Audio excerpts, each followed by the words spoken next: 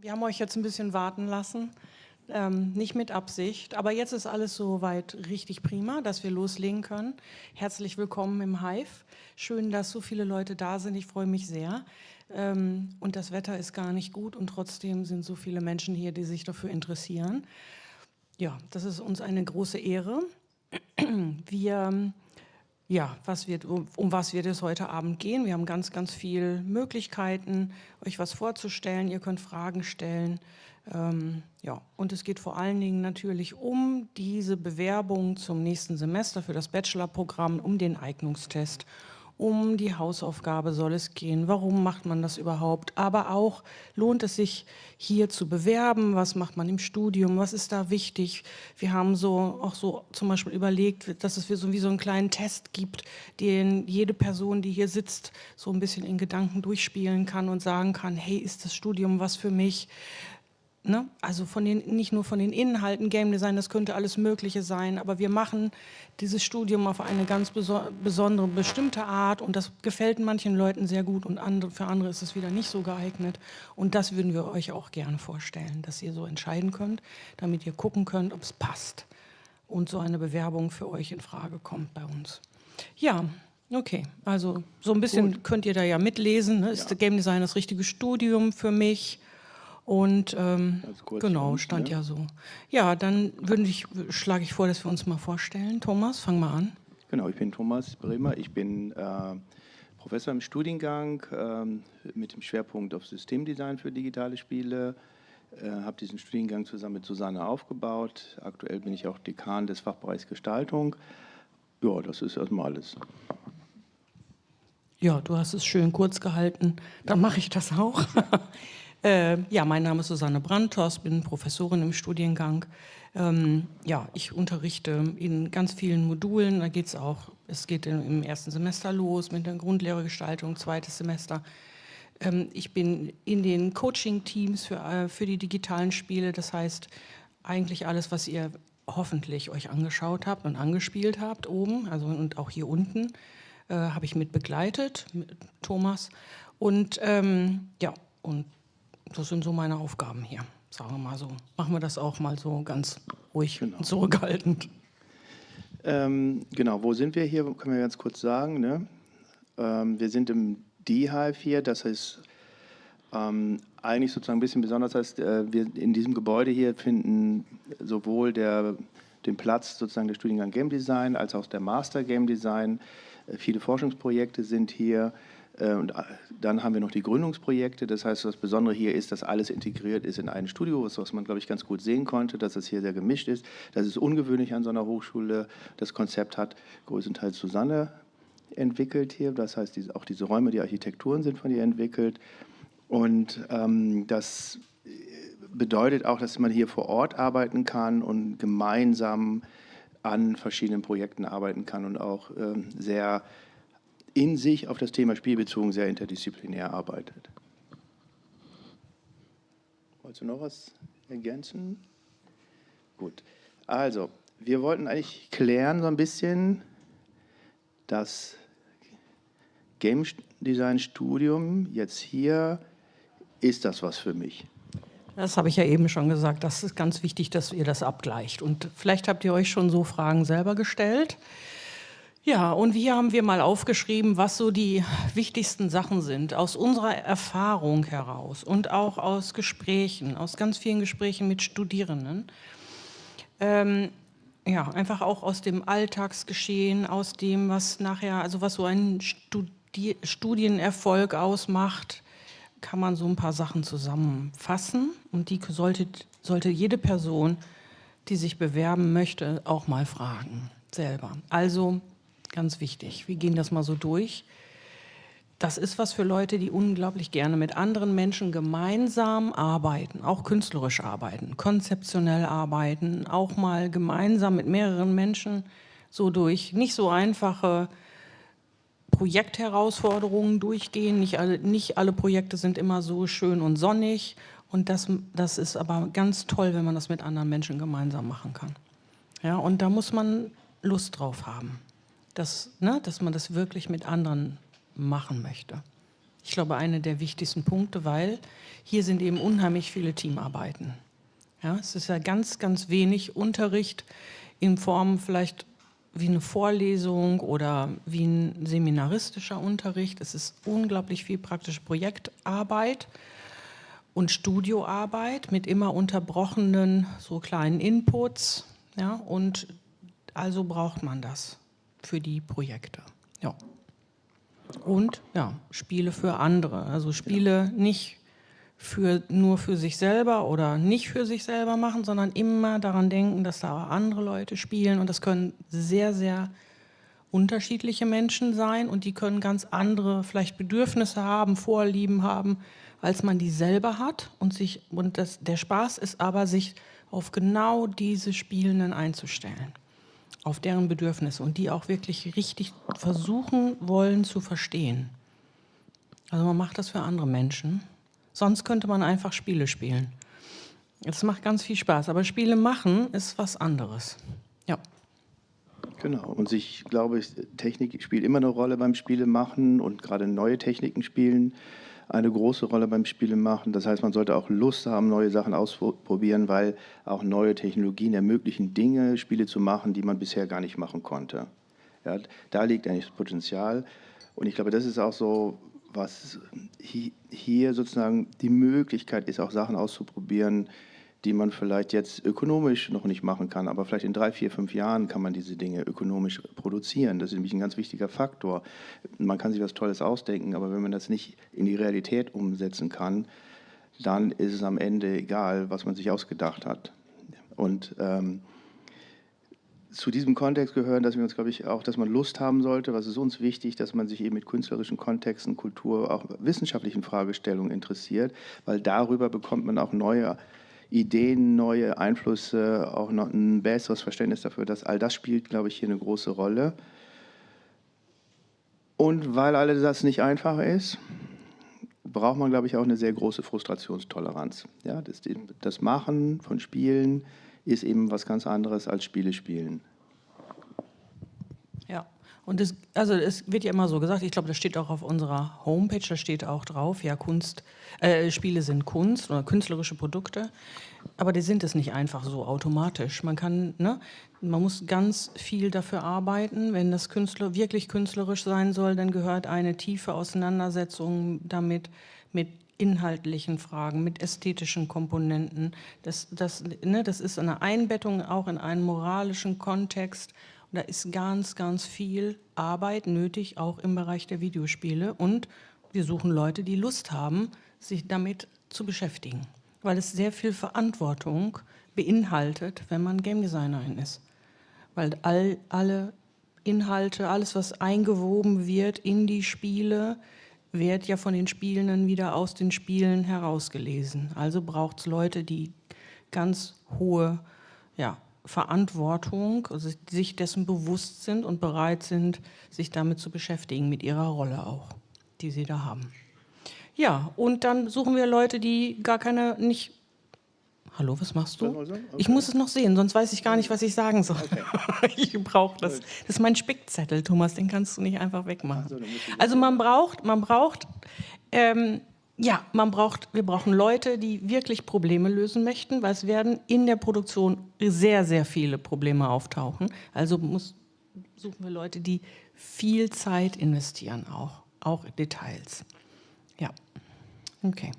Und der Rest, ja. Ich merke, du möchtest ein bisschen, ich gehe zu detailliert durch alles durch, ne? Ja, okay, sonst ja, das wollen wir ja nicht. Okay, ich habe es verstanden. Ja, kürzer machen. Ja, ich habe es verstanden. Dauert ja sonst mal so lange. Okay, du hast es ja schon gesagt quasi, dass für uns das auch eine künstlerische Form des 21. Jahrhunderts ist, wenn man wirklich darüber reflektiert. Ne? Das heißt,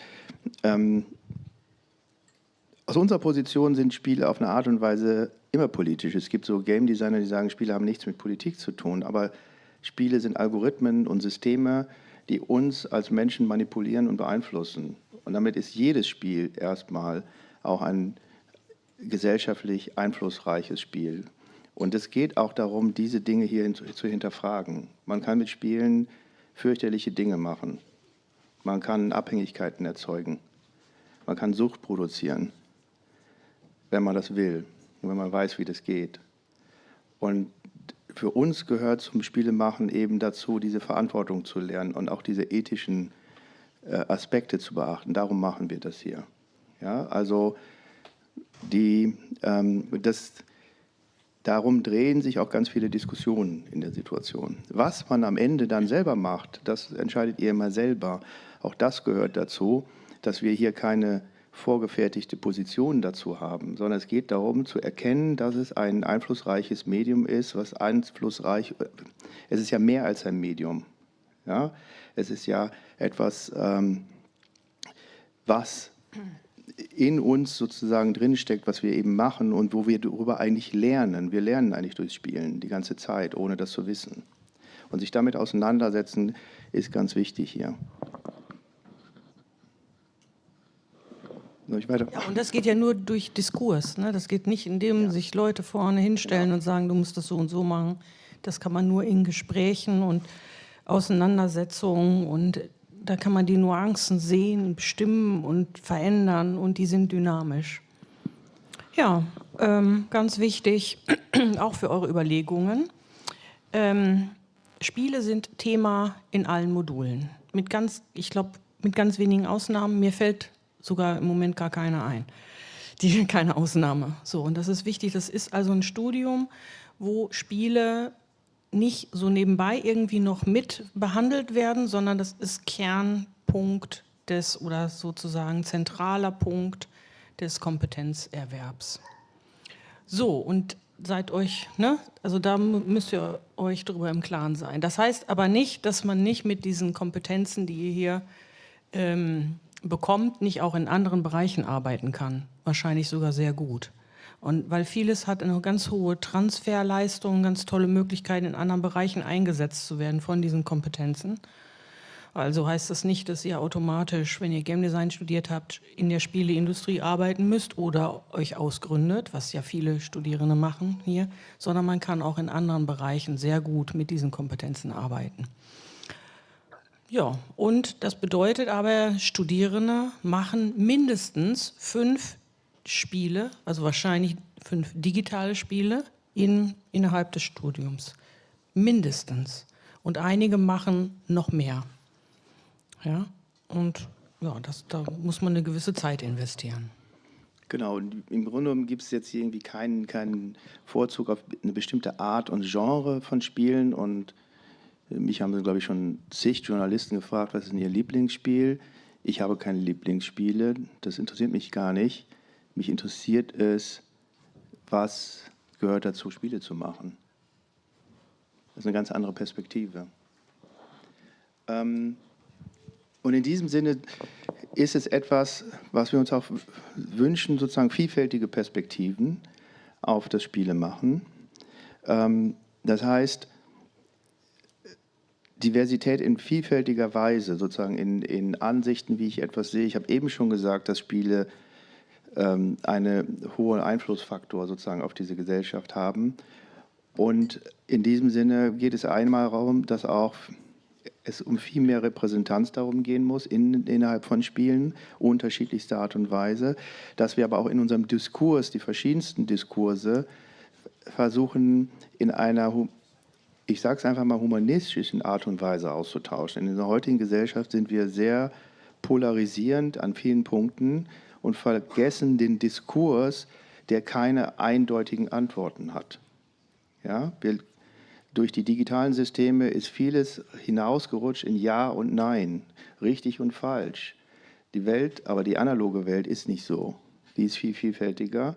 Und das ist uns auch wichtig beim Spielemachen und auch in den Diskursen. Es gibt also nicht dieses Richtige und Falsche, sondern es gibt sehr viele verschiedene Perspektiven, die in sich vielleicht ihre Richtigkeit haben, aber die alle ihre Gültigkeit auch haben.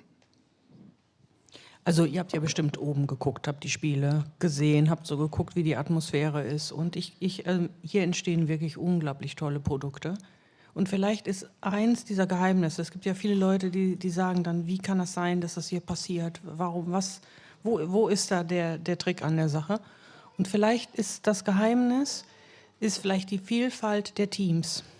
Also die vielen, vielen unterschiedlichen Menschen, die hier zusammenkommen mit ihren Backgrounds und mit ihren Mindsets und Ideen, Stärken und Schwächen, die sich austauschen und dann eben Spiele machen, die eben auch für Menschen sind, die genau das sind, unterschiedlich, mal so, mit ganz vielen unterschiedlichen Backgrounds und Mindsets und die fühlen sich dann gesehen, weil sie auch gesehen werden. Also meiner Meinung nach ist das die einzige Möglichkeit, auch Spiele zu machen für ein großes Publikum mit diesem Ansatz.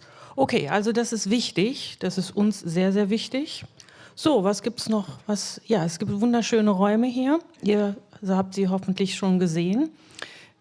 Ja, da gibt es im ersten Stock ein Studio, im zweiten Stock, da arbeiten die Studierenden. Es gibt weitere Räume, die ihr heute gar nicht als BesucherInnen betreten konntet, weil wir sie abgesperrt haben. Es gibt noch einen Forschungsbereich, es gibt weitere Räume und genau, hier kann man, hier ist ganz schön, sieht man mal so, das ist im dritten Stock zum Beispiel, der ist im Moment nicht zugänglich, da sieht man eine Coaching-Runde. Da präsentieren Studierende ihre Spiele, das wird da besprochen. Ach nee, das ist so eine Konferenz. Ne? Aber in genau dem gleichen Raum, an genau diesem Tisch, finden zum Beispiel die Coachings statt. Ja? Ja, ihr seht, wir haben so Möbel, die man beschriften kann, ganz viele Tafeln und Wände, die man beschriften kann, damit eben viel Prototyping und Ideation gemacht werden kann, auch auf ganz besondere Weise, auch vielleicht nicht unbedingt so, wie es überall gemacht wird. Das ist das Tonstudio hier. Genau, das habt ihr ja vielleicht gesehen. Das Foto habe ich heute gemacht hier. Das sind Ausgründungskojen. Also das heißt, Studierende können sich auch im Bachelor schon gründen können, wenn sie Produkte haben, die irgendwie so ganz vielversprechend sind als Spiele, können sie die veröffentlichen. Sie können sich damit schon selbstständig machen. Oder es gibt ein Masterprogramm, wo man das dann macht. Genau, hier könnt ihr sehen, wie die Maketten gemacht worden sind. Nicht in diesem Jahr, sondern im Jahr davor, wie die Studierenden dort arbeiten. Der Raum ist auch im Moment nicht zugänglich. Ja, und genau, dann habt ihr so eine Idee. Also wir finden die Räume sehr, sehr spektakulär und toll, weil wir uns auch sehr wohl selber darin fühlen. Ganz vieles von dem, was wir geplant haben, hat auch richtig gut funktioniert. Gut. Genau. High Five. Das habt ihr jetzt erlebt, hoffentlich. Kurze Rückmeldung, wer hat denn da oben geguckt von euch?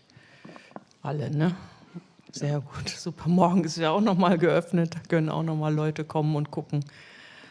Ja. Genau, das machen wir jedes Jahr. Ne? Und dann ist das eine gute Chance, für die Studierenden auch ihre Spiele zu zeigen. Und ich glaube, die haben große Freude, wenn die Spiele angespielt werden hier und ihr euer Feedback dazu gibt. Genau. Vielleicht sagen wir so zwei... Oh ja, jetzt leg mal los mit den Future Skills. Oder wollen wir erst die Themen... Ja, oder das, wie du möchtest. Machen. Also im Grunde genommen, ich gehe da gar nicht so tief drauf ein. Ich hatte ja schon gesagt, dass der Studiengang interdisziplinär ausgerichtet ist. Das heißt, er geht von dem klassischen Game-Systemdesign, Spielregeln entwickeln, bis hin zu den künstlerischen Arbeiten, die ich machen kann. Und das heißt, nur so kann ich auch Spiele machen. Was aber auch klar ist, dass sich diese Tätigkeiten kontinuierlich ändern. Ja, das heißt, das Curriculum ist eben auf Spiele konzentriert und das, was wir innerhalb des Curriculums dann an Werkzeugen und Tools benutzen, das ändert sich kontinuierlich. Ja, das heißt, als wir angefangen haben, das war noch ganz lustig, ne? Als wir angefangen haben, da wollten wir dann eine Engine verwenden, wo die Studierenden sagten, sie kennen diese Engine nicht.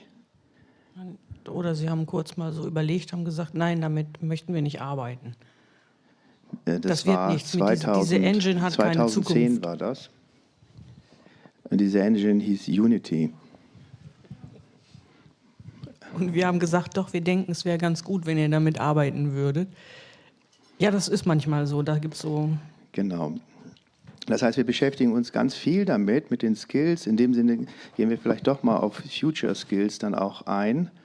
Weil wir denken ja ganz anders. Wir denken ja nicht wie die Game-Industrie, sondern in der Game-Industrie muss man darüber nachdenken, dass man übermorgen ein Produkt shippen kann, ja, dass man das rausbringen kann. Und man hat jetzt ein Team und muss jetzt produzieren und muss jetzt etwas fertig bekommen. Das ist aber keine Perspektive. Man fragt sich auch, wie ist denn das Feedback? Natürlich sprechen wir mit Leuten sozusagen aus der Spieleindustrie, aber wir denken nicht über deren Tool-Pipelines nach, weil wir denken darüber nach, und deswegen machen wir eigene Forschungsprojekte, was werden denn junge Leute in 5 Jahren können müssen?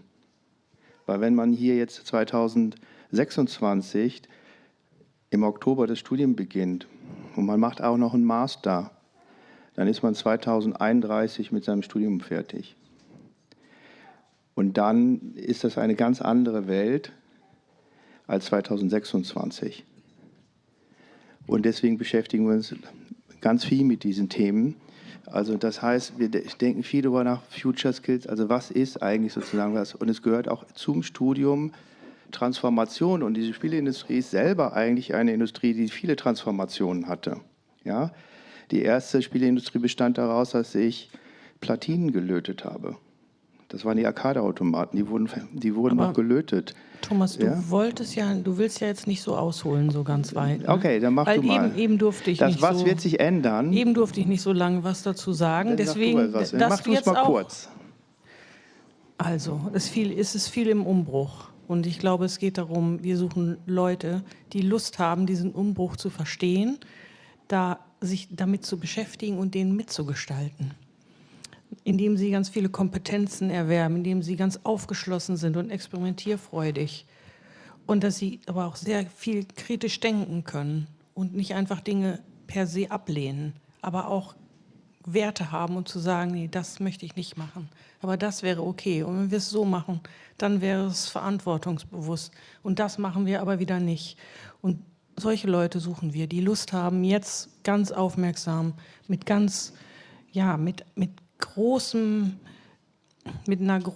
weiten Blick einfach wirklich selber gucken und selber denken und sich damit beschäftigen wollen.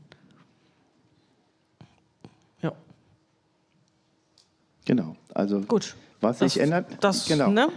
Also das heißt, ändert sich viel und die Werkzeuge, die man heute kennt, werden sich radikal ändern. Die werden überhaupt nicht mehr die gleichen sein. Die Werkzeuge, die heute gang und gäbe sind, werden wahrscheinlich 2031 zu 90% nicht mehr existieren. Und darum wird es gehen, sich eben diesen Veränderungen immer wieder herauszustellen. Und was eben aber bleiben wird, ist anderen Menschen emotional, kognitiv ansprechende, interessante Erlebnisse zu schaffen. Das heißt, eine Experience für andere Menschen zu schaffen. Das ist die Aufgabe, die man als Spielemachender hat. Es ist keine technische Aufgabe. Es ist keine Aufgabe, bestimmte Tools zu beherrschen. Die muss man haben, damit man dieses Ziel erfüllt. Und dann nimmt man diese Tools, die mir dieses Ziel ermöglichen, um das zu erreichen. Es ist also nicht eine Tätigkeit, wo ich sage, ich mache gerne, also man muss sich fragen, ich mache privat gerne diese Tätigkeiten. Das sind Tätigkeiten, die man gerne macht. Sondern man sollte sich fragen, ich möchte anderen Menschen Erlebnisse verschaffen. Und das mache ich, das dirigiere ich in diesem Punkt. Und daran ändert sich nichts. Und wenn man das will, wenn man das sozusagen die Freude hat, Spiele zu produzieren für andere Menschen, dann ändern sich bestimmte grundlegende Fragestellungen nicht. Und ich glaube, das ist ganz wichtig und diese Herausforderung sollte man eben annehmen. Wenn man sagt, also ein wichtiges persönliches Skill ist, sage ich mal, Zeichnen, um zu verstehen, ist total wichtig, aber man zeichnet keine Spiele. Zeichnungen zu machen, helfen bei allen, aber daraus entstehen keine Spiele in diesem Sinne. Ja, also rein aus der Materialität heraus. Ja, das kommt ja vielleicht noch als Frage später. Die Frage, muss ich zeichnen können? Thomas hat das ja jetzt schon so ein bisschen beantwortet. Genau, hier haben wir mal eine Liste der Future Skills, von dem, was wir denken, was sie sein könnten. Also Kompetenzen für die Zukunft. Kompetenzen, das sind Selbstorganisationsdispositionen. Also die Neigung, mit bestimmten Situationen umgehen zu können und dann bestimmte Sachen machen zu können. Das ist eine Kompetenz. So, also geht es jetzt ganz viel, ich liste das mal, ästhetisches Urteilsvermögen. Da geht es darum, Sachen bewerten zu können, zu evaluieren zu können für eine Artdirektion, für eine Richtungsbestimmung, in welche Richtung es gehen soll, künstlerisch. Und da geht es gar nicht mehr ums Zeichnen und da geht es gar nicht mehr um, wer kann gut Anatomie. Das ist viel, viel mehr und das ist ein Future Skill. Alle Kompetenzen in diesem Bereich. Systemisches Denken, ganz wichtig, zu verstehen, wie ein System aufgebaut ist, wie es durchläuft, wo es anfängt, wo es aufhört, wie es sich verändert, wenn es dynamisch ist, wie man da eingreifen kann. Ganz wichtig. Das ist auch die kreative Steuerung, sozusagen der Umgang mit neuen Werkzeugen, sich also sehr schnell neue Werkzeuge zu erschließen, ja, weil die Werkzeuge sich noch beschleunigter, könnte man sagen, verändern, ja, als das bisher war. Also in der Beginning der Software war das, habe ich vielleicht 20 Jahre eine Software, dann habe ich 10 Jahre eine bestimmte Software, 5 und aktuell haben wir bei bestimmten Sachen 2 Monate, dass etwas so funktioniert und nach 2 Monaten geht es anders. Aber wie ich es benutzen kann, ist auch schneller geworden. Die Erklärung für mich, wie ich es benutzen kann, ist schneller geworden. Und was eben neu ist, ich kann unheimlich schnelles Prototyping machen, iterieren. Also ich kann jetzt mit neuen Technologien Spielkonzepte innerhalb von einem Tag evaluieren, wo früher ich hätte einen Monat gebraucht. Und das heißt, was habe ich für Möglichkeiten? Ich kann eben dann sagen, ich kann 10 Varianten evaluieren in 10 Tagen, anstatt einen Monat nur eine Variante zu haben. Ja, das heißt, ich kann aber auch Dinge prototyping, die bisher überhaupt nicht ökonomisch entwickelbar wären an der Stelle. Ja, dann haben wir ja aufgeschrieben Empathie. Empathie ist erstmal nicht unbedingt ein Skill, keine Kompetenz, sondern setzt sich aus ganz vielen Möglichkeiten, Fähigkeiten und Neigungen zusammen. Aber es geht darum, wirklich andere Menschen zu verstehen, auch in ihrer Vielfalt, in den unterschiedlichsten Bedürfnissen und eben zu wissen, wie man mit so etwas umgeht, wie man darauf zugeht, wie man mit diesen Bedürfnissen und Erwartungen gerecht wird. Also das braucht ganz viel Beobachtungsgabe. Und Beobachtungsgabe ist eben auch sehr wichtig, überhaupt Dinge wirklich intensiv wahrzunehmen, sich nicht abzuschotten, wenn man irgendwo ist und sagen, ja, das gucke ich mir dann irgendwann mal auf meinem Mobiltelefon an, sondern wirklich mit Menschen zu sprechen, gut beobachten zu können, zuhören zu können. Das ist ganz, ganz wichtig für Game Design. Ja, dann eine künstlerische Haltung und eine eigene Handschrift und damit ist nicht ein Artstyle gemeint. Eine künstlerische Haltung heißt, dass man weiß, was man machen kann, machen sollte, was anderen Menschen gerecht wird, was fair ist anderen Menschen gegenüber und was man sein lassen sollte. Und wie sich das in produktive oder in die Gestaltung von Produkten und Prozessen übertragen lässt, diese Haltung. Und das wird dann zu einer persönlichen Handschrift. Ganz, ganz wichtig. Ja, und dann Teamarbeit. Also eins der wichtigsten Future Skills wird sein, Menschen auszurüsten mit Fähigkeiten in Gruppen, in Teams, ob groß oder klein, gemeinsam zu arbeiten. Und zwar auf eine ganz tolle Art und Weise. Wir nennen das hier Think Pong. Es ist so, als wenn wir uns quasi Gedanken zuwerfen und einfach daraus was machen. Das Spiel ist, sich sozusagen Sachen vorzustellen, zu sagen, ja, und das zu ergänzen und hin und her zu spielen. Und das ist ganz wichtig. Und dann entsprechend kommunizieren zu können. Das, glauben wir, sind Future Skills, die ganz viele Menschen gebrauchen können und die ihr hier im Studium erwerben könnt. Dafür würden wir uns unheimlich einsetzen, dass das so ist. So, aber wir müssen uns ein bisschen beeilen. Genau, machen wir nochmal ganz kurz. Du wirst jetzt auch sicherlich, in der Game-Industrie ist es gerade sehr stark sozusagen dieses Thema KI und es gibt auch gerade Umfragen, dass die Industrie zu 60% KI ablehnt. Wir haben keine Angst vor KI, wir arbeiten damit, wir sind nicht naiv, wir sind neugierig. Und wir suchen Menschen, die diese Transformation mitgestalten wollen. Ich kenne niemanden, der hier eine Zeitung liest, die im Hochdruckverfahren absolut super qualitative Schriften, fantastisch, nie wieder so tolle gedruckte Schriften hat es gegeben. Fotografie kümmert sich auch kein Mensch darum, dass die Abzüge miserabel sind im Verhältnis zu solchen wie fotografische Bilder vor 100 Jahren waren, weil eben ganz andere Dinge eine Rolle spielen. Und es ist hier genauso, dass sich ganz durch die Transformation einfach Dinge möglich werden. Man kann sich einfach vorstellen, wenn 4 Leute ein Produkt erzeugen können, was vorher 100 Leute produziert haben. Aber ich würde mit diesem Produkt eigentlich nur 100.000 Kopien verkaufen oder 200.000 Kopien verkaufen. Das heißt, es wäre für 100 Leute niemals ökonomisch gewesen, 100.000 oder 200.000 Kopien zu verkaufen, und für 4 Leute ist das ökonomisch. Das heißt, es können Dinge gemacht werden, Themen gemacht werden, die eigentlich gar nicht möglich waren. Das heißt, es kann eine Vielfalt entstehen, die möglich ist, wenn die Leute es machen. Das ist der Punkt an der Stelle. Das heißt, es wird sich natürlich viel ändern, weil die Art der Strukturen der Unternehmen wird sich ändern. Aber in erster Linie haben AAA-Firmen das Problem, weil sie gigantische Personalmassen haben. Ja, das ist tragisch, dass diese Arbeit nicht mehr existiert, aber das ist natürlich ein Prozess, der in vielen Bereichen stattfindet. Also Niemand geht zum Schneider. Ja, mal so eine kleine Frage, einfach in die Runde, ganz gewagt. Macht euch das Angst, diese Transformation? Könnt ihr euch melden, wenn das so ist, wer sich traut? Ja, kann ich richtig gut nachvollziehen, wenn das so ist, kann ich gut verstehen. Aber hier ist ein Ort, wo wir nicht einfach in dieser Angst sagen wollen, okay, jetzt kann ich nichts mehr machen, sondern wir möchten einfach produktiv damit arbeiten, aber ganz wach sein. Ganz genau hingucken, auch alles selber ausprobieren, um zu gucken, was ist wirklich interessant daran, was ist gut, was ist vertretbar, was ist verantwortlich. Und ja, etwas daraus machen und das mitzugestalten auf eine ganz sinnvolle Art und Weise.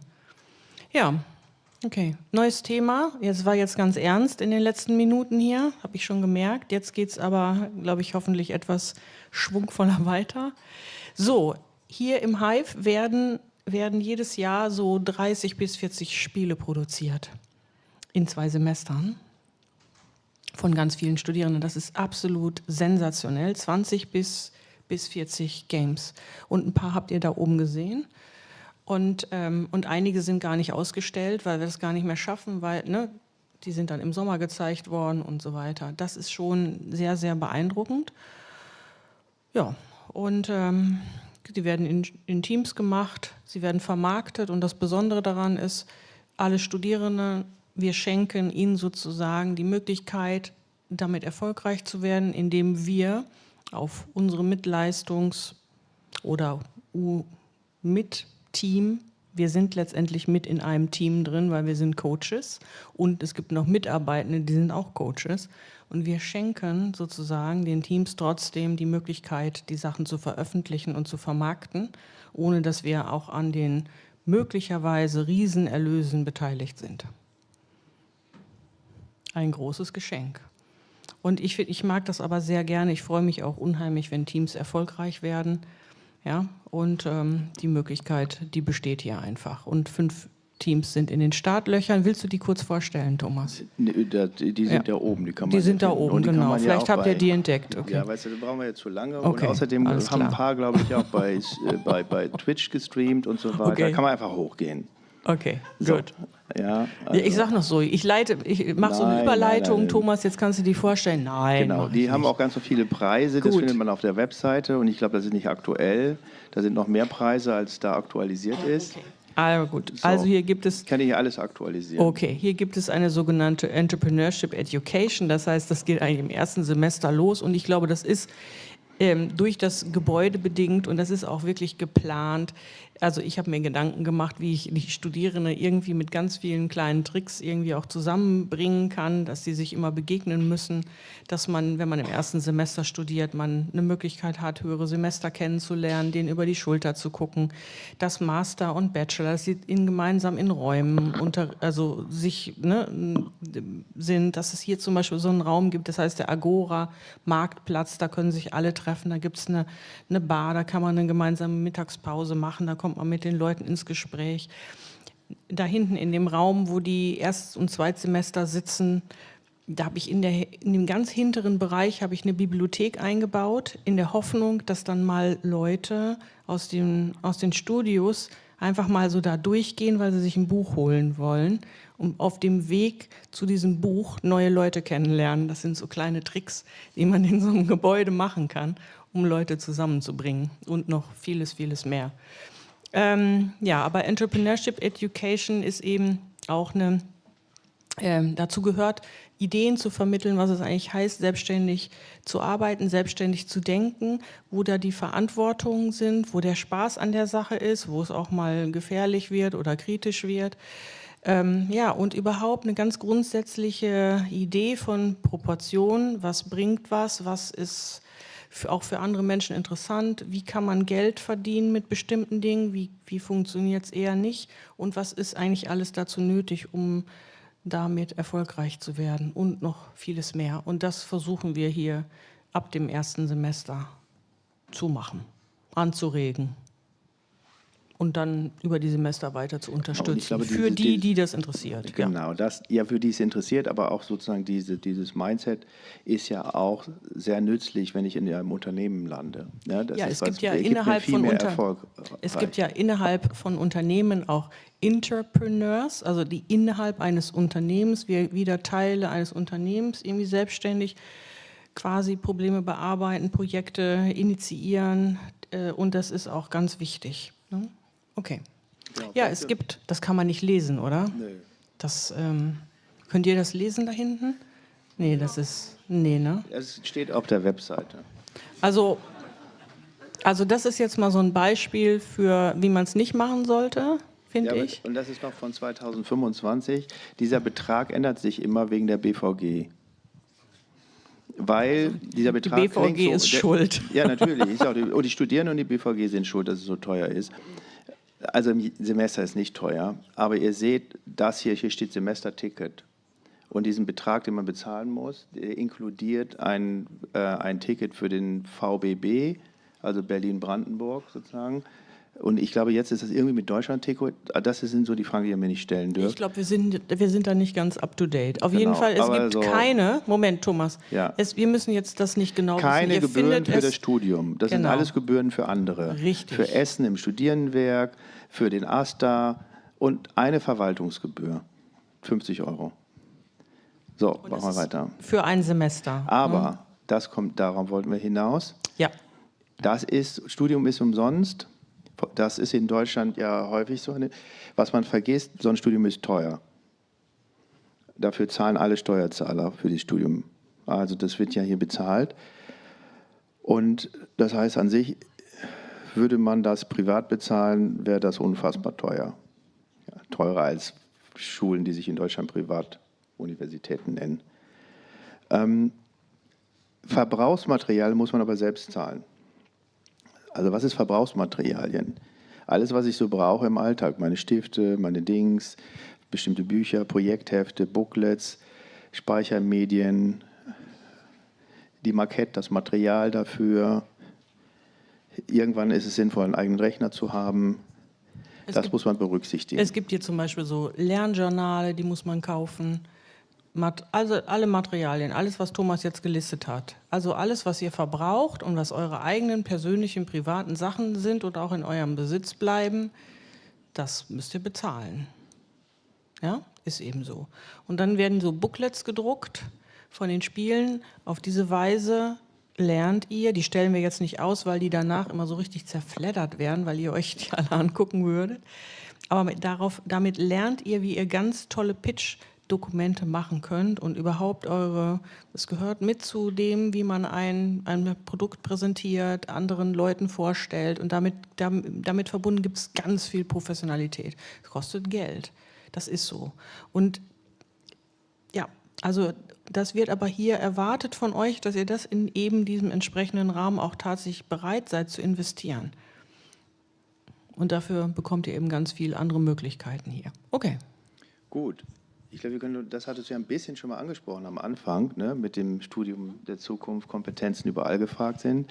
Also es ist in der Tat so, die meisten der Absolventen, wir haben da neulich noch mal geguckt, arbeiten in der Game-Industrie, ich würde mal sagen so 70%, ne, würde ich sagen. Ja, vielleicht sogar noch mehr. Vielleicht auch ein bisschen mehr. Ich habe jetzt neulich, habe ich mal so auf LinkedIn geguckt, habe ich so geguckt, was Leute da so sagen, anzeigen oder wo die jetzt gerade so sind. All diese, ne, also es sind ja wahnsinnig viele Studierende, die wir schon kennenlernen konnten. Und es ist ganz faszinierend und ganz spannend. Und ich freue mich jedes Mal, wenn ich sehe, wie Leute dann so eine Karriere machen. Das ist einfach super. Ja, und da habe ich ein ziemlich gutes Gefühl mit den Absolventinnen und Absolventen. Genau, hier. und dann gibt es auch Leute, die dann eben in anderen Industrien arbeiten, größtenteils eigentlich auch, weil sie das dann wollen, weil sie irgendwann gemerkt haben, das Spiele machen ist nett, aber vielleicht nicht, was ich immer machen will. Was eben Und dann auch haben wir ist, ja auch noch Teams, die hier, ne, die hier gegründet sind und die jetzt also wirklich sehr, sehr erfolgreich sind, ganz tolle Sachen machen. Sehr aber viele ich wollte eigentlich Teams. auf die anderen Industrien hinaus, wo diese Kompetenzen Ja. eigentlich extrem gefragt auch sind. Ja, also das heißt, mit dem, was man lernt, kann man auch in vielen anderen Bereichen darüber hinaus arbeiten. Das machen einige auch sehr erfolgreich dann. Gut. Jetzt gehen wir auf den Eignungstest ein. Oder möchtest du noch... Es geht los, jetzt endlich geht es los. Alle sagen so, oh, jetzt. Lange Vorrede. Okay. Ja, überhaupt, warum muss man das machen? Es gibt keinen Numerus Clausus, also müssen wir eine Auswahl treffen. Wir haben nicht so viele Studienplätze im Angebot, wie es sich Bewerbende gibt.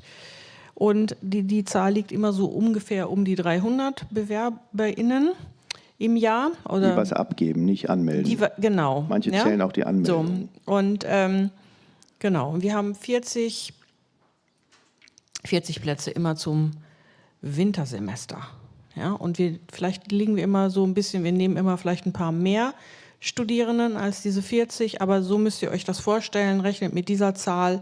Und wir haben auch, ich werde dann so gefragt, wollt ihr vielleicht 80 nehmen, wollt ihr einfach größer werden? Nein, wollen wir nicht, auf gar keinen Fall. Wir möchten das so in diesen kleinen Gruppen machen, mit diesen Möglichkeiten auch der Betreuung. Das finden wir absolut ideal. Und genau, von denen, die ihre Bewerbung fristgerecht abgegeben haben, also geschickt haben oder hochgeladen haben, werden 80 Personen zum Gespräch eingeladen. Und zum Gespräch müsst ihr persönlich hier erscheinen. Das machen wir nur in Ausnahmefällen, machen wir Online-Gespräche, vor allen Dingen, wenn Leute sehr, sehr lange Flugreisen unternehmen müssten, wenn die sich zum Beispiel vom amerikanischen Kontinent bewerben oder so. Oder wirklich aus keine Ahnung, Oder gar nicht China rauskommen wie Iran. oder genau aus dem Iran und erstmal eine Zusage für einen Studienplatz brauchen. Dann machen wir eine Ausnahme natürlich. Ja? Genau. Also so. nur in sehr gut begründeten Man Gründen. muss, wenn man jetzt sagt, ich bin im Urlaub und Nein, nein, das wird nichts. genau. Wie läuft das Verfahren ab? Hat man eben schon gesehen, es ist zweistufig. Ne? Das heißt, wir haben zuerst die Einreichung der Hausaufgabe, so heißt das eigentlich formal. Manchmal sagt man auch Mappe dazu. Mappe ist vielleicht auch nicht das richtige Wort, weil man kann die Formen wählen, wie man will. Das ist zu einem Thema, da sagen wir gleich was dazu. Und dann gibt es eben diesen Test vor Ort. Also eine bestimmte Gruppe laden wir dann ein, mit denen machen wir ein Gespräch, nicht sehr lang. So viel, also wenn man 80 Gespräche führt, könnt ihr euch vorstellen, wie lange das dauert. Ja, mehrere Tage. Das ist Ne? mehrere Tage. Sind wir beschäftigt. Aber danach macht man dann hier nochmal vor Ort so ein paar Aufgaben, die man bekommt. Und warte mal, wir möchten auch euch jetzt nicht erklären, was genau in diesem Gespräch Thema ist. Und wir möchten auch nicht genau erklären müssen, was genau in dem Eignungstest gemacht wird, weil das ja ein Test ist. Wenn wir das jetzt alles verraten, Leute, dann wird das nichts mehr. Dann ist das kein Test mehr. Deswegen bitte keine Nachfragen und bitte akzeptiert das einfach. So ein paar Sachen müssen wir einfach für uns da klären. Ist logisch, ne? So, Ja. das ist die häufigste Frage. Oder vielleicht ist sie gar nicht mehr so häufig. Hättet ihr das jetzt gefragt mit dem Zeichnen? Mal einmal Handheben für Ja. Okay, das ist gar nicht mehr so aktuell. Das ist super. Ich sage aber trotzdem mal die Antwort auf diese Frage. Die Antwort lautet Nein, du musst nicht zeichnen können. Ja, das wäre toll, wenn du zeichnen könntest. Und wir suchen GestalterInnen, das heißt, das Zeichnen ist überhaupt keine Basiskompetenz oder Voraussetzung, um Spiele zu machen. Gar nicht. Aber wir suchen Leute, die gestalten wollen, die Dinge in Form bringen wollen.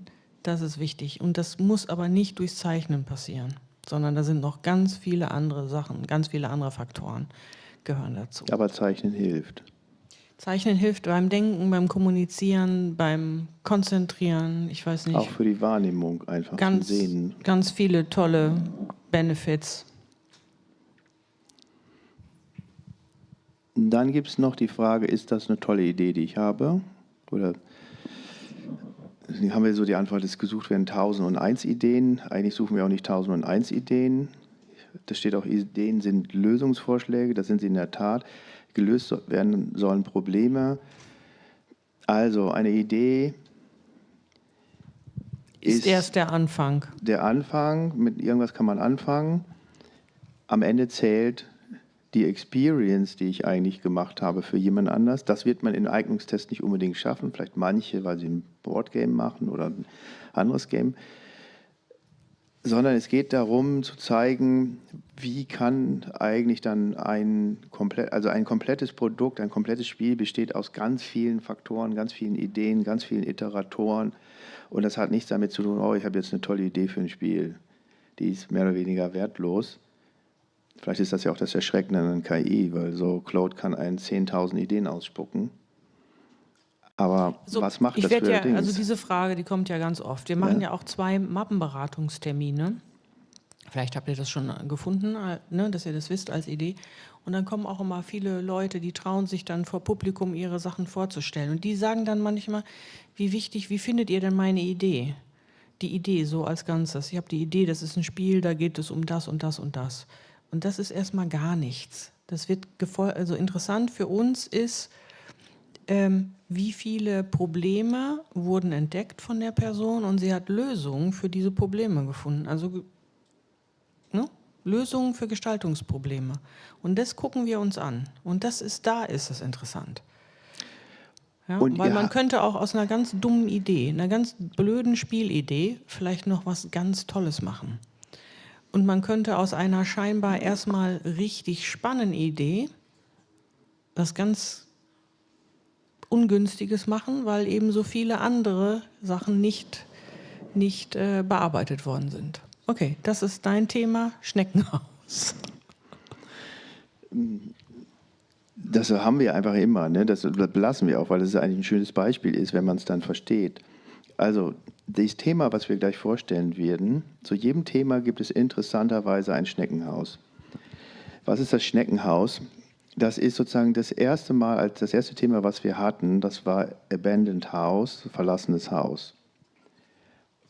Und ganz viele Antworten, die wir bekamen, waren Schneckenhäuser, verlassene Schneckenhäuser. Das Schneckenhaus, glaube ich, bei Crime Scene waren... So Zeichnungen waren das aber, genau. Ne? Also keine Spielideen mit Schnecken oder so, die ihre Häuser irgendwo liegen lassen und tauschen und ich weiß nicht was. Schneckenhaustausch oder sowas auch Häusertausch. Genau, nein, sondern das waren... Bei Crime Scene waren es lauter tote, blonde Frauen mit roten Schuhen. Und bei Track waren es lauter Eisenbahnschienen. Also ihr versteht, was ich sage. Es gibt oft mal so eine naheliegende Lösung vielleicht. Und das ist, glaube ich, wichtig bei diesem Thema, darüber nachzudenken, dass man nichts abbilden soll. Es geht nicht um eine Abbildung oder nicht um eine symbolische Repräsentanz von diesem Thema, was wir euch dann sagen, sondern uns geht es darum, dass das wichtig wird, dass ihr euch in die Situation übrigens eindenken, da kommen wir gleich drauf. In dem Sinne, weil es auch um die Situation geht, ihr kommuniziert ja mit uns. Wir haben nur 10 Minuten Zeit, eure Arbeiten anzugucken. Oh, warte, das erzähle ich gleich nochmal im Detail. Da kommen wir ja gleich drauf ein. Und in diesem Sinne gleich mal vorweg, keine langen Texte, keine Kurzgeschichten, die können wir ja alle nicht lesen. Und vor allen Dingen keine Designdokumente für AAA-Games. Man kann das gar nicht evaluieren. Auch keine Game Design Documents. Das ist sowieso so ein Irrtum der Game-Industrie. diese Game Design Documents, weil gute Spiele werden iterativ entwickelt und man dokumentiert die dann und man dokumentiert die Entwicklung, aber man schreibt da nicht was auf und dann wird das am Ende so gemacht. Ja, also es geht um diese Dinge nicht. Es geht nicht um so ein Produkt in diesem Sinne, sondern da kommen wir gleich darauf hin. Diese Game Design Dokumente, die könnten wir niemals, ganz ehrlich, Evaluieren. niemals vernünftig evaluieren. Da würden Talente einer Person, die sie vielleicht hat, nicht zum Tragen kommen.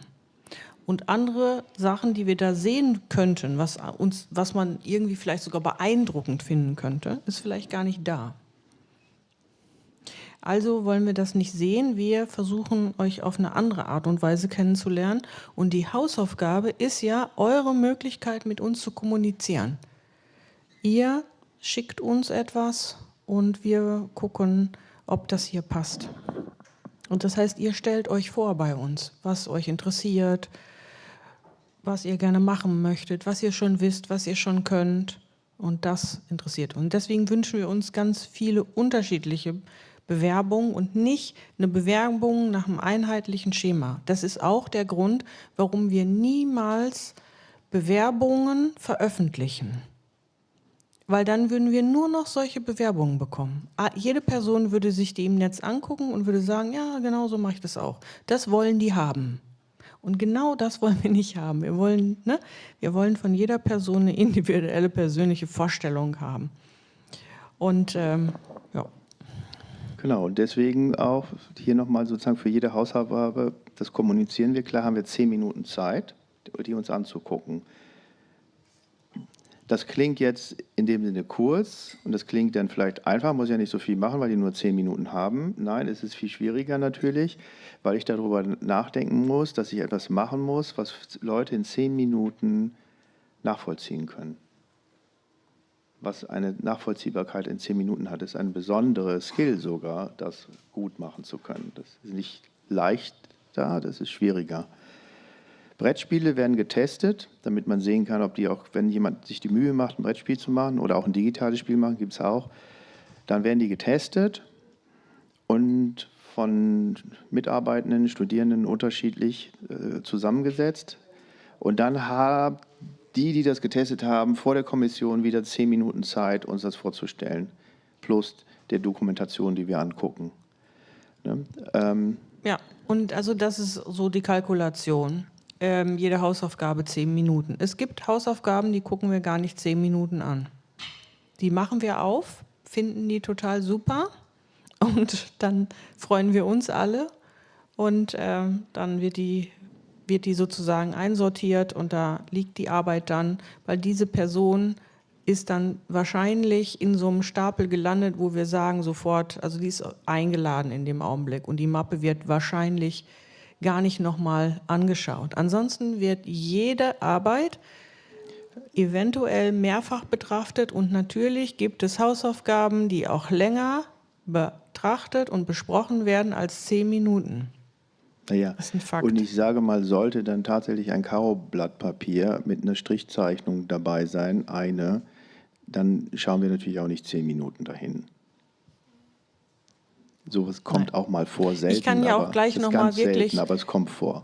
Also ich finde es gut, wenn unser Verfahren ganz transparent ist, auch für euch. Wir geben uns ganz viel Mühe damit, deswegen kann ich es auch gleich nochmal einmal schildern, euch ganz genau erklären, wie das Vorgehen ist. Hast du da irgendwie auch ein Dings vorbereitet? Haben wir da eine Folie dazu oder ein Bild dazu? Irgendwie? Nicht. Okay. Aber wir können ja das machen, es ist in diesem Raum. Genau. In diesem Raum. Richtig. Da sieht man jetzt. Und da in diesem Raum. Zoom da mal rein. So ein großer Tisch. Ja. In diesem Raum dann. Das war jetzt ein anderes Setting. So. Okay, da stehen jetzt nicht diese Pixel rum, sondern da sind so große Tische. Und da trifft sich die Kommission. Und dann diese Prüfung der Sachen geschieht in Präsenz. Und es gibt immer mehrere Personen, die sich eine Mappe anschauen. Es ist nicht so, dass, wenn ihr euch bewerbt, von der Meinung oder von der Evaluation einer einzelnen Person abhängig seid.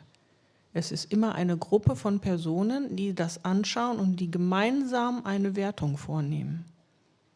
Das heißt, jede anwesende Person kann dann sagen, jetzt bin ich mit der Evaluation nicht einverstanden. Das ist eine gemeinschaftliche Entscheidung, die da diskutiert wird. Von mehreren Personen, die immer gleichen Personen, die diese Wertung machen. Und dann wird sozusagen jede Mappe angeschaut, sie wird sortiert in einem etwas komplizierteren Verfahren. Wenn diese Sortierung stattgefunden hat, dann schauen wir uns, wenn wir alle Einreichungen gesehen haben, wirklich alle Einreichungen gesehen haben und die in diesen Sortierungen gemacht sind, schauen wir uns die Sachen wieder an. Das hat ja damit zu tun, dass wir eine Bewerbung, die wir relativ früh in dem Verfahren gesehen haben, möglicherweise anders bewerten könnten als eine Einreichung, die wir relativ zum Schluss des Verfahrens gesehen haben. Und damit das nicht passiert, gucken wir uns wieder alles an. Und dann sortieren wir ein aus diesen Kategorien für diese 80 Menschen, die wir dann einladen zum Gespräch. Okay. Vielleicht gehen wir schon darüber, was man alles so machen kann. Ihr seht schon, das ist vielfältig. Man kann alle Methoden benutzen und mit uns kommunizieren. Man kann die Sachen erklären, auch in so einem Video zum Beispiel, obwohl die dann analog sind. Solche Dinge kann man machen. Es ist, wenn man die Möglichkeit hat, zu dieser Mappenberatung zu kommen, ist sehr empfehlenswert. Wir haben da immer 2. Man kann eben, wie gesagt, manche machen auch sogar ein Brettspiel, manche noch ein bisschen weniger ein Digitalspiel. Wenn ich aber nie ein Digitalspiel gemacht habe, sollte ich auf gar keinen Fall ein Digitalspiel machen. Ich sollte nie etwas machen in dieser Zeit, was ich noch nie gemacht habe. Das ist jetzt nicht diese Phase, wo ich sage kann, jetzt bringe ich mir noch was bei, irgendein Programm oder so weiter, sondern man sollte mit den Mitteln arbeiten, die man zur Verfügung hat, mit die man schon kann. Weil man kann dieses Thema eben in jeglicher Art bearbeiten, wenn es eben interessant und spannend auch gemacht ist. Man kann auch KI... Man kann schon was ausprobieren. Man kann ausprobieren. Weil es kann ja auch sein, dass ihr noch nie ein Brettspiel gemacht habt. Aber man sollte keine Zeit damit verbringen, was zu erlernen, weißt du? Also gerade nicht Software sollte man nicht erlernen. Das meine ich so. Also ich hole mir jetzt mal eine Engine, ich habe nie was gemacht und versuche das mal zu machen. Das muss man nicht vorher können, das kann man hier lernen. So, und das setzen wir nicht voraus. Wenn ihr da aber Erfahrungen habt, kann man die nutzen. Die Erfahrung. Habt ihr keine Erfahrung in dem Bereich, macht euch keine Sorgen. Habt keine Angst, weil ihr müsst nicht viele Vorerfahrungen haben, um hier erfolgreich studieren zu können. Das ist uns ganz wichtig. Das würde die Hürde eigentlich hier reinzukommen viel, viel größer machen. Und da haben wir keine Lust drauf. Ja? So, man kann auch KI-gestützte Arbeiten machen. Wichtig ist, dass man die kennzeichnet, aber noch viel wichtiger ist, dass man darüber reflektiert, über diesen Prozess, wie hat man es verwendet, wie waren die Ergebnisse etc. Und damit meinen wir nicht irgendwie ein KI-generiertes Bild, das was jeder kann, auf Midjourney oder whatever. Und natürlich finden wir die meisten Bilder, die da drauf existieren, also völlig langweilig und dämlich und dumm. Aber 99% der Fotos, die weltweit gemacht haben, sind auch dämlich und dumm. Und es gibt halt wenige gute Fotos. Verstehst du? Hey, Thomas. Ja, ist auch so, 99%. Wenn du mal alle Smartphone-Fotos der Welt zusammenpacken würdest, die einfach so geknipst werden, dann sind 99% dämlich. Keine Fotos im künstlerischen Sinne. Ja, es ist doch... weiß ich nicht.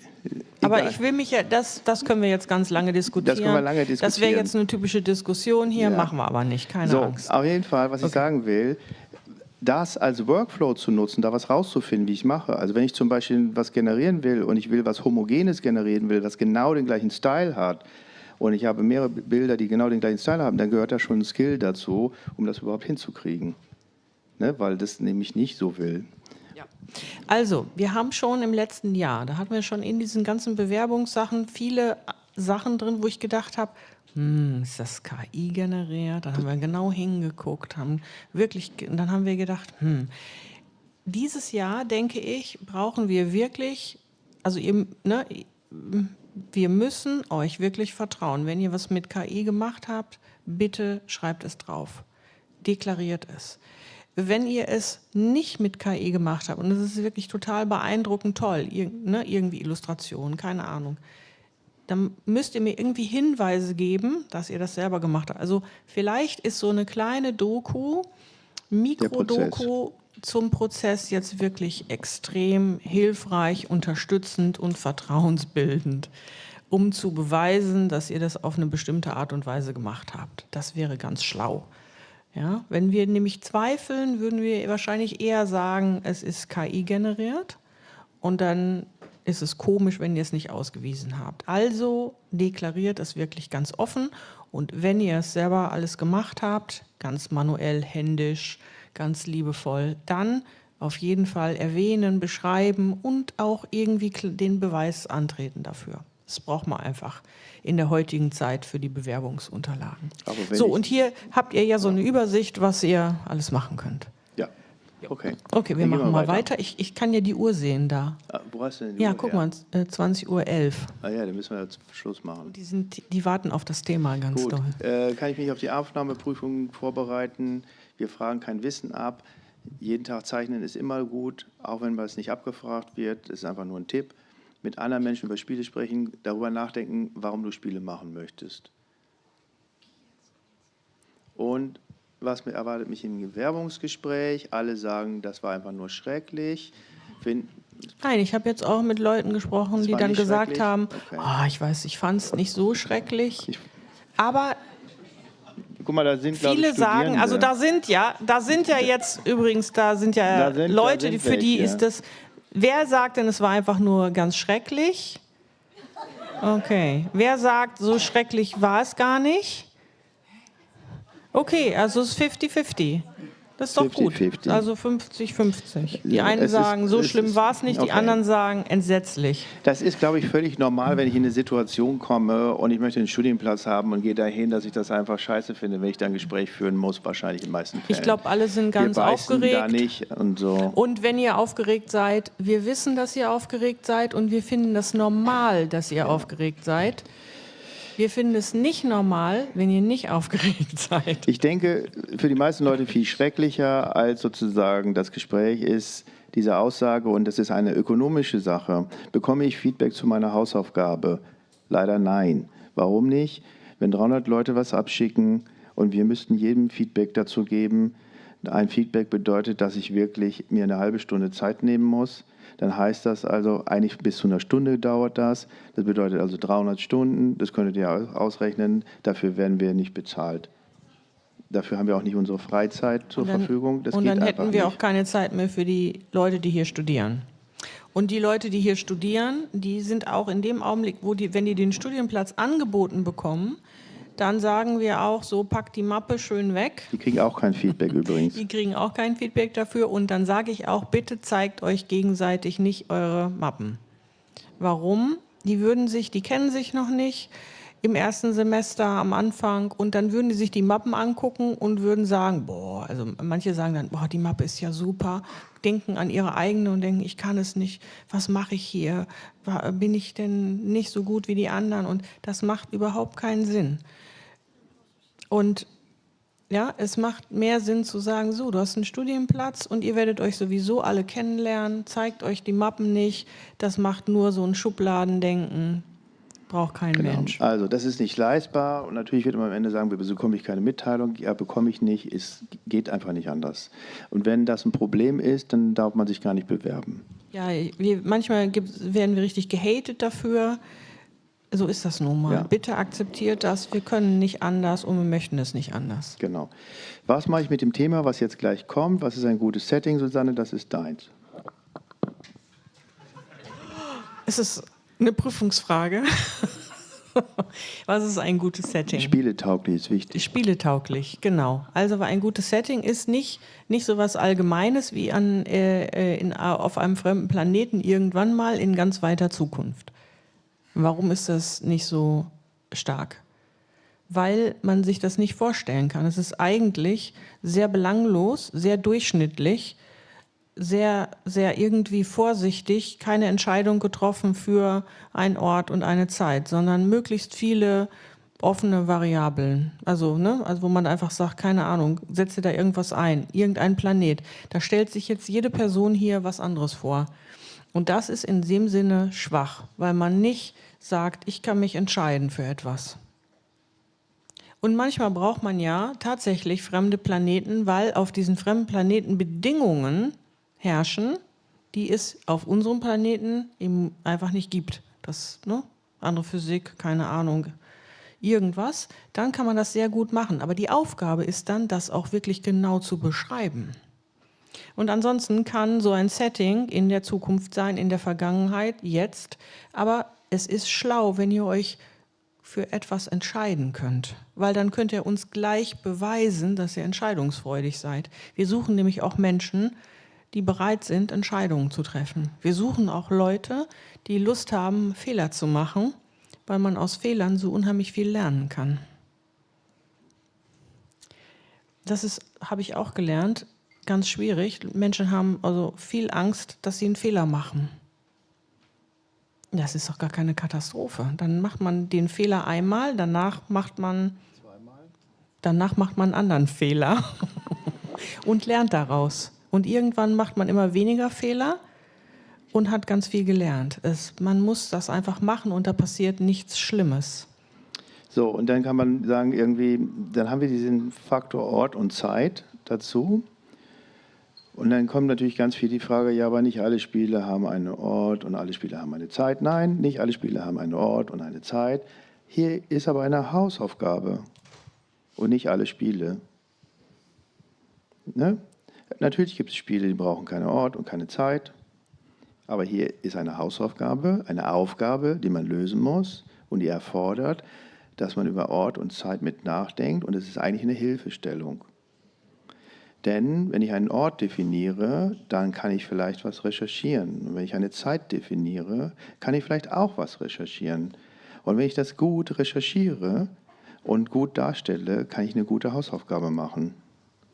Wenn ich aber sage, weil wir ich nämlich möchte, auch Leute suchen, die recherchieren können wenn ich und aber das sage, Recherchierte anwenden können. ja, nehmen wir ein Beispiel. Viele Fantasy stammt eigentlich von unserer Welt. Sie ist nur sozusagen leicht verschoben.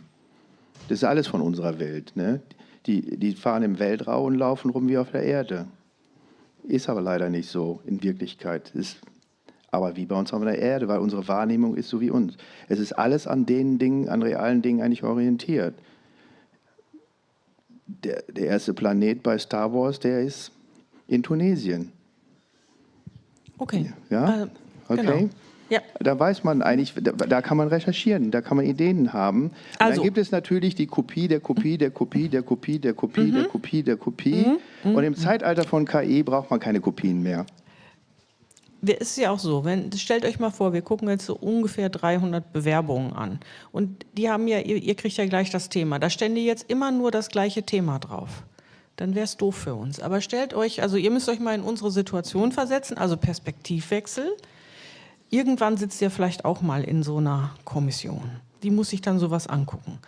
Und dann wisst ihr, oh, denkt mal nach. Also jetzt sehen wir zum Beispiel, da steht jetzt ein Setting, irgendwas ganz Spannendes, das Thema, dann eure Wahl, euer Ort und eure Zeit. Das stimmt auch uns ein, wenn wir die Mappe aufmachen. Das macht uns ja jedes Mal unheimlich neugierig, was da jetzt drin ist. Und auch deswegen machen wir das. Und so könnt ihr eure Einreichung wirklich individualisieren. Keine Einreichung wird so sein wie eure Einreichung. Jede ist total individuell. Ihr müsst auch keine Angst haben, wenn ihr euch jetzt austauscht darüber, dass jemand vielleicht was Ähnliches macht wie ihr. Egal, es wird immer sehr, sehr unterschiedlich und anders sein. Ja. Keine Bange also. Genau. Aber zeigt uns, dass ihr euch entscheiden könnt. Und was Das man ist jetzt ein übrigens- Future Skill. Super Skill jetzt, den ich euch als Tipp gebe. Ihr könnt jetzt sozusagen dann nachher auf YouTube, könnt ihr ein Transkript runterladen. Also ihr macht euch ein Transkript von dem, was wir gesagt haben. Schneidet euch den Teil aus, den wir über das Setting gesagt haben. Das fasst ihr zusammen und dann sagt ihr Claude, er soll daraus sozusagen eine Evaluation produzieren. Sozusagen, ich möchte dich jetzt anhand dieser Kriterien fragen, ist meine Setting-Idee eine gute Setting-Idee? Und dann sagt er, du bist ein kritischer Professor, der sozusagen... Einer Prüfungskommission. Einer Prüfungskommission. Ihr werdet super interessant sein, was ihr für Ergebnisse bekommt für eure Setting-Ideen. Und dadurch könnt ihr viel besser iterieren als Jahrgänge vor euch. Also würde ich doch mal nutzen an eurer Vielleicht Stelle, kriegen wir dann diese weniger Möglichkeiten. Settings wie Ferner Planet. Irgendwann. Oder jetzt in meinem Kopf. Ist auch so ein Setting, wo man sagt, oh, okay. Also, und übrigens, die ein Hälfte, Setting sollte möglichst konkret sein und sollte nie eine Ausrede sein. die Hälfte aller Bewerbungen sind fremder Planet, nahe Zukunft. 50%. Aber wir könnten mal so eine statistische Auswertung machen. Wäre auch interessant. Ja, oder Zahlen so mit 3.000, 6.000, 5 Millionen, 128. Ein gutes Setting ist 5. Januar 1963. I don't know Und what's happened there. Aber Something. Wo? Sag mal. Muss noch eine Entscheidung treffen. Keine Ahnung, würde ich mal sagen. Hamburg, ne? Beispielsweise. Ja, könnt ihr jetzt und dann mal vielleicht gleich kann man das nochmal weiter präzisieren. So, okay, ich glaube 63 Hamburg, da war was. Es war, ich weiß es nicht. Die Flut war noch nicht da oder die war schon... vielleicht auch nicht. Aber nicht. Egal, müssen wir nachgucken. Habe ich mir nur gerade ausgedacht. Aber die Abgabe, die habe ich mir nicht ausgedacht, die ist 15. guck mal, Juni. Thomas, das Thema in 25. Ja, Mach das habe ich mal. noch vergessen. Genau, das wird schnell korrigiert. Habt ihr gesehen, wie flexibel wir sind? So. Wir suchen Aber übrigens auch Leute, die ganz flexibel das Datum sind. stand und ich habe immerhin den Sonntag weggelöscht vom letzten Jahr. Super. Letztes Jahr war Sonntag, dieses Jahr ist Montag. Ne, der Abgabetermin.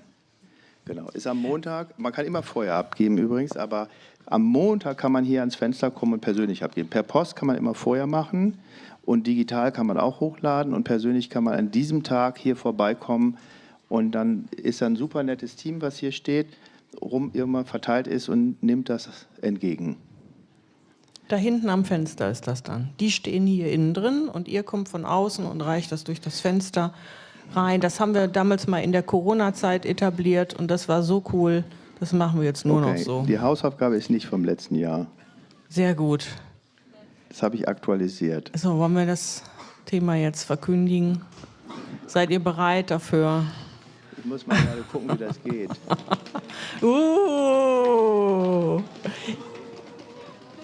Ich weiß, dass die Erstsemester schon so Wetten abgeschlossen haben.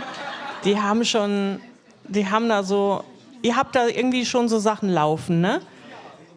Okay. So.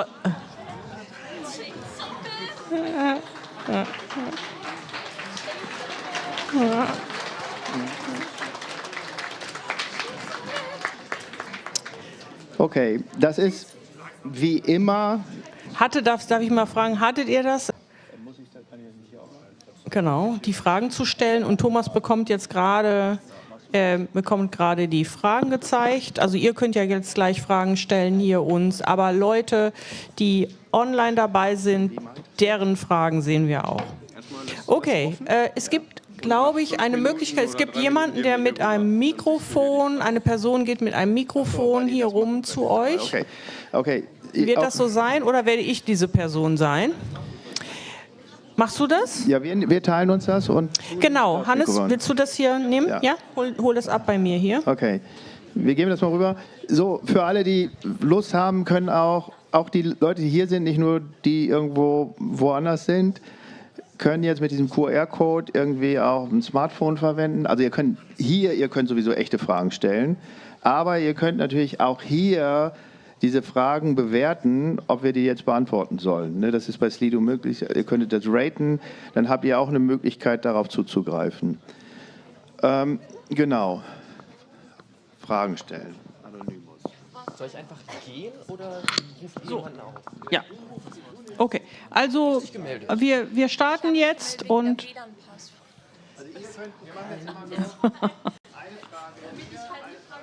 Genau. Also habt ihr mitbekommen, Thomas sagt, das machen wir im Wechsel. Eine Frage kommt aus den Menschen in der Präsenz und eine Frage kommt jetzt aus Slido. Okay. Was ist das? Guck mal, da war natürlich klar, dass diese Frage kommt, wann kommt Susannes Pizza-Button? Es ist klar, dass die Studierenden das in 10 Jahren nicht geschafft haben zu implementieren. Aber Susanne, ich werde mit Cloud Code für dich einen Pizza-Button in einem Tag machen. Der Pizza-Button war von Susanne gewollt, dass da vorne ein Button ist. Man kann dann bei unserer beliebten Pizzeria da vorne durch Klicken Pizza Margherita bestellen. So, okay, weiter. Das ist beantwortet. Darf man analog und digital abgeben? Ja, darf man, und man muss das kennzeichnen im Abgabetool. Jetzt machen wir mal hier. Also ich weiß, dass halt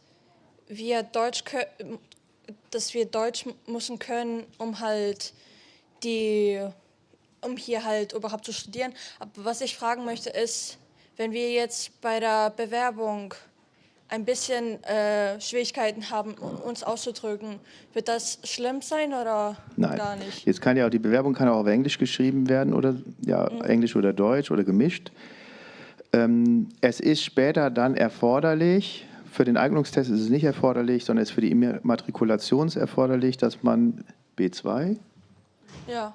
B2, ja. Ich meine halt, also falls man Nachweisen nervös kann. ist oder so. Deswegen. Genau, aber für den Eignungstest ist das Ja. nicht relevant. Okay. Ich weiß nicht. Sehe ich denn irgendwo, wo das wirklich...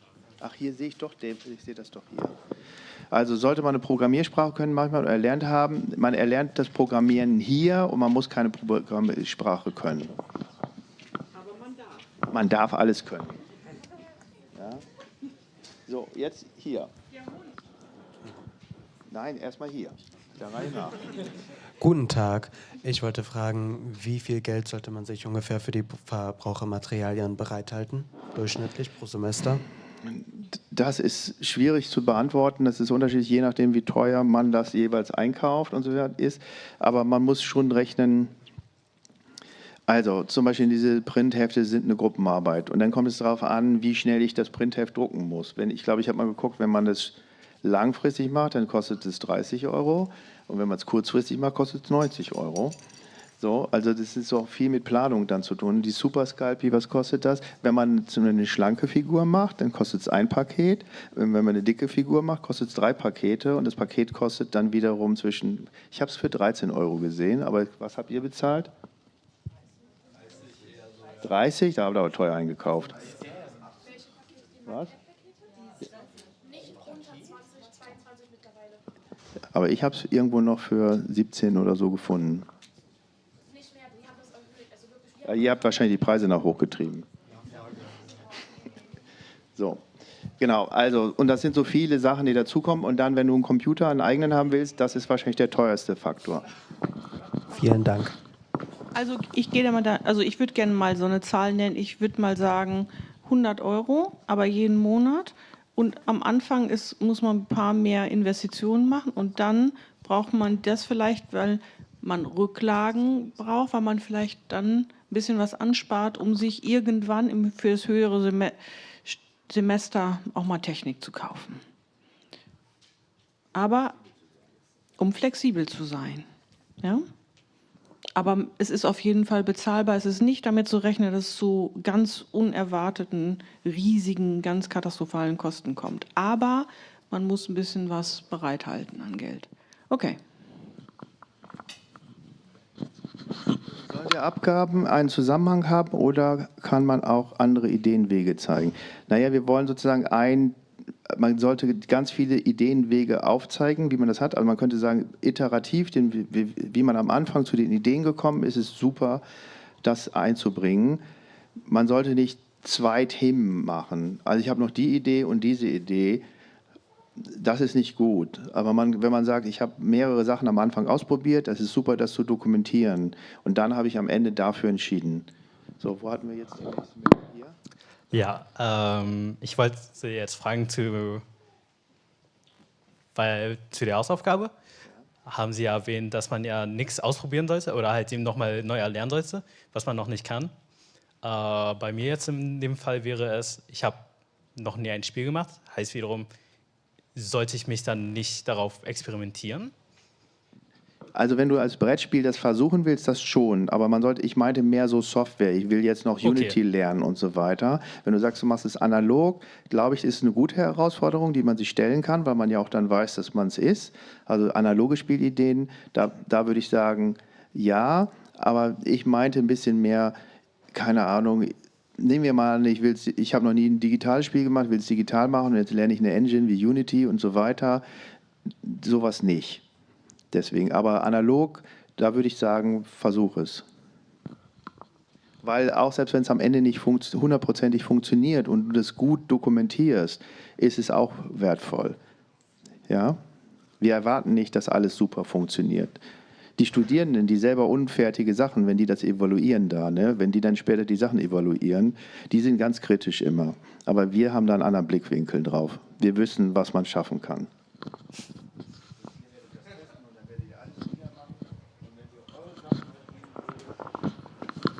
Und ja, jetzt hat Thomas gerade das Mikrofon abgegeben und ihr habt gar nicht gehört, was er gesagt hat. Er hat nämlich hier Witze gemacht mit den Studierenden und hat gesagt, die seien immer so kritisch und wir seien das nicht so.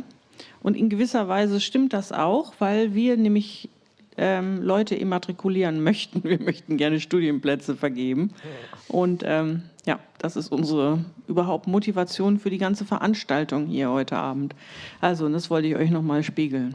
So, guck mal, jetzt gibt es nochmal eine Frage aus dem Publikum. Aber erstmal oder hier? Können wir schreiben, wie das ins Studium integriert? Das wird jetzt ganz iterativ, also das wird eben zunehmend sein, von denen wir jetzt aufnehmen. Das heißt, wir werden zum Beispiel, bisher haben wir normal Programmierunterricht gemacht im ersten Semester, also Spieltechnik war das und dann hat man so programmiert und so weiter. Wir werden eigentlich da schon anfangen, was man so schön Wipe-Coding nennt, was nicht so ein schöner Begriff ist, eigentlich sozusagen diese Systeme zu verwenden, um gleichzeitig aber auch Systeme zu verstehen. Das heißt, wir werden schon weiter einerseits programmieren, aber wir werden auch die Systeme implementieren, um mehr über das Programmieren zu verstehen. Also das heißt, wir werden von Anfang an integrieren als Werkzeug, weil am Ende wird es total wichtig sein, aber wir wissen genau, dass man auch verstehen muss, wenn man das wirklich nutzen will. Also ich kann zum Beispiel diese Tools super gut nutzen, weil ich ein grundlegendes Verständnis davon habe, wie Software funktioniert. Hätte ich das nicht, wäre es nicht, aber ich habe gar keine Programmierpraxis im Alltag, weil ich gar nicht so viel schreibe. Für mich ist das genial jetzt an dieser Stelle. Aber es ist eben wichtig, dieses Grundverständnis zu haben und das versuchen wir zu vermitteln. Und in diesem Sinne werden wir es in allen Modulen versuchen, überall aufzugreifen,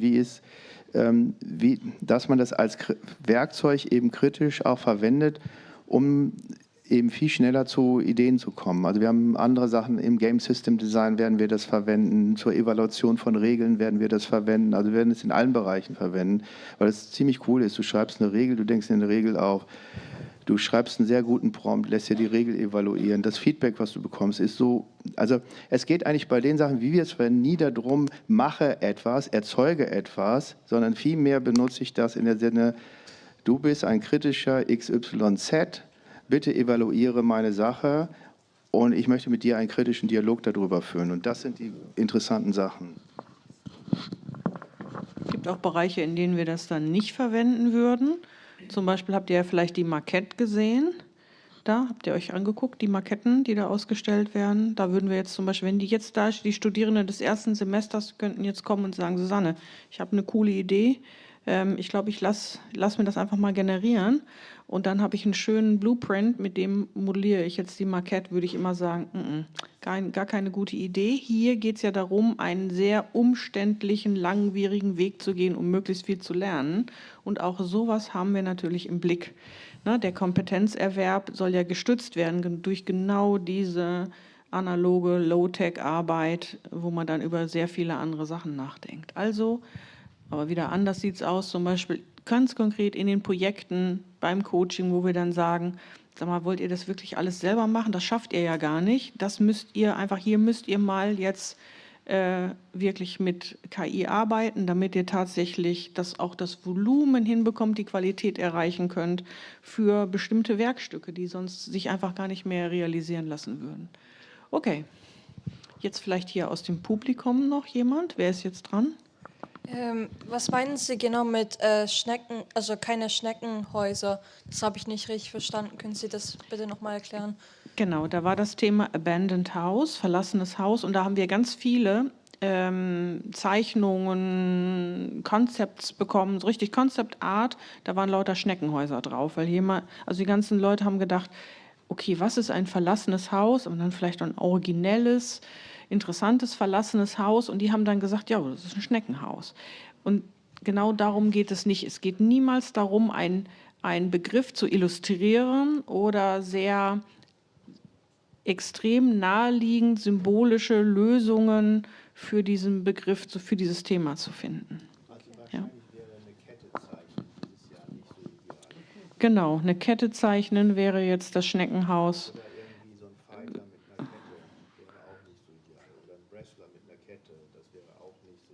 Man kann da mit Sicherheit noch mehr rausholen aus dem Thema. Wir wählen ja Themen aus, die jetzt für ganz viele Sachen interessant sein könnten und vor allen Dingen auch für Spielsysteme interessant sein können, auch für Handlungen, Verkettungen in irgendeiner Form. Das könnten verschiedene Positionen innerhalb eines Spielbretts sein, die irgendwie mit verkettet oder in Reihe geschaltet werden müssen oder keine Ahnung was. Da kann ich mir ganz viel vorstellen. Ich kann mir aber auch, da sind ganz, ganz viele Möglichkeiten. Ihr werdet was ganz, ganz Tolles aus diesem Thema machen können, weil das ist irgendwie, ich finde das ein gutes Thema. So, weiter. Ach so, es gibt Studijobs hier natürlich, aber nur für wenige Studierende natürlich, weil so viele Jobs haben wir nicht zu vergeben. Also könnt ihr nicht automatisch da... Genau, richtig. Wir haben jetzt nicht irgendwie so ein Budget, wo wir jetzt Leute einfach beschäftigen können, sondern das hängt von den Forschungsaktivitäten ab, von den Geldern, die über die Forschungsaktivitäten reinkommen. Und mit diesen Geldern sind Stellen verbunden. Und diese Stellen vergeben wir dann an Studierende, ausgewählt, die wir dann auch ansprechen. Und sie dann bitten, da mitzuarbeiten, weil wir ja die Studierenden alle kennen und auch deren Möglichkeiten kennen. Und dann suchen wir Leute, die wirklich richtig gut zu dieser Tätigkeit und in dieses Projekt reinpassen. Aber es sind wenige Stellen. Gibt es schon ein Datum zu den beiden Mappenberatungstagen? Haben wir das schon? Ich glaube, da wissen... Okay, aber wir packen es auf die Webseite. Aber noch ist es nicht definiert. Okay.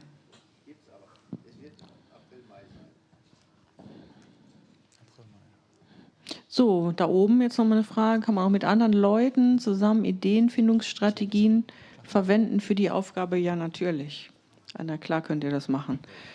Ihr könnt auch die KI nutzen zur Ideenfindung, auch zur kritischen Analyse eurer Ideen und zur kritischen Analyse eurer Sachen, die ihr vielleicht schon gedacht, gemacht oder so als Abstracts im Kopf habt, würde ich machen. Oder überhaupt euch analysieren lassen, dass ihr besser versteht, was wir jetzt eigentlich, was unsere Position ist, also unsere Situation, unsere Perspektive. Ja, kann man ganz viel machen.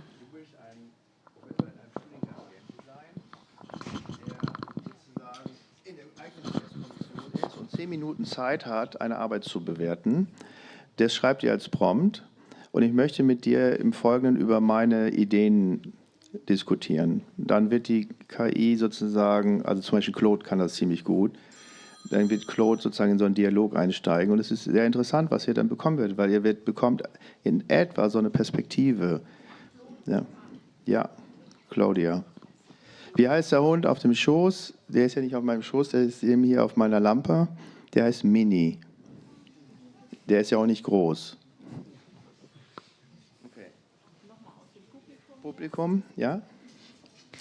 Wie sieht es jetzt aus, wenn man zum Beispiel jetzt, sage ich mal, nicht so gut zeichnen kann, aber eine ganz tolle Idee hat für Kartenspiele und auch schon ein ganz tolles Konzept erarbeitet hat und wenn man dann zum Beispiel KI nutzt, dass das ein bisschen hübscher aussieht jetzt. Und man kennzeichnet es natürlich auch, dass man KI benutzt hat. Fällt es dann negativ auf? Nein, man sollte aber nicht ein bisschen hübscher machen, sondern sollte auch bei der Verwendung der KI überlegen, dass es gut aussieht. Also dass es passend ist, angemessen, zum Spiel angemessen. eine gewisse Qualität hat. Ne? Und nicht, der wird schon irgendwas machen, sondern sozusagen auch da versuchen, eine sehr schöne Lösung zu finden. Ja? Okay. Ich mache jetzt einfach mal ein bisschen schneller. Ich versuche mal diese Fragen ganz schnell zu beantworten. So, wird empfohlen, für die Hausaufgabe komplexe, innovative Ideen zu verwenden oder ist es vielleicht besser, etwas Einfaches oder Simples zu erstellen? Also, diese Frage ist ja schwierig zu beantworten. Simpel heißt ja dämlich übersetzt.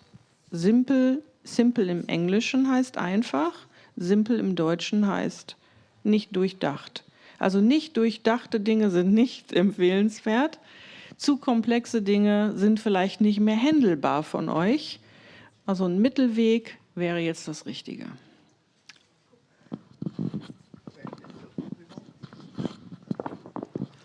Ja, ich hatte noch die Frage bezüglich bei der Hausaufgabe. Meinten Sie ja, dass man irgendwie vorzeigen soll, also dokumentieren. Zum Beispiel, wenn man Concept Art gemacht hat. Hiermit haben Sie gemeint, zum Beispiel ein Sketch-Prozess oder zum Beispiel ein Thumbnail oder eine Timelapse. Das ist damit gemeint. Okay. Ja, das ist da für dich. Ja, ihr werdet einen Airfryer bekommen. Das sind jetzt so interne Sachen hier. Dies versteht jetzt keiner, der hier zum ersten Mal ist. Aber, ihr werdet auch lernen, wie man die Spülmaschine bedient. Und ich werde den Airfryer abhängig machen von der Bedienung der Spülmaschine. Ich führe den Küchenführerschein ein, genau. Ich werde euch aufklären über Kolibakterien, über all solche Sachen und wie man die Küche in Ordnung hält.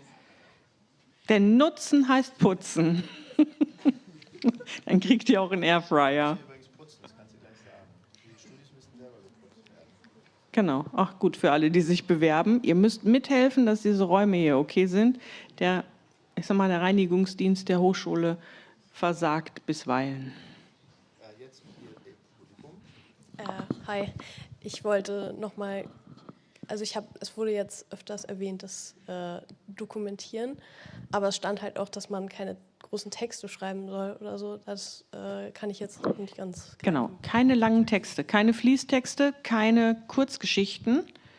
Ne? Also wir haben schon Bewerbungen bekommen, wo dann wirklich Leute sehr, sehr lange Texte, sehr aufwendig gemacht haben. Und das tat mir richtig leid, das tat mir richtig weh, weil wir diese Texte nicht evaluieren können auf die Kompetenzen, die wir suchen.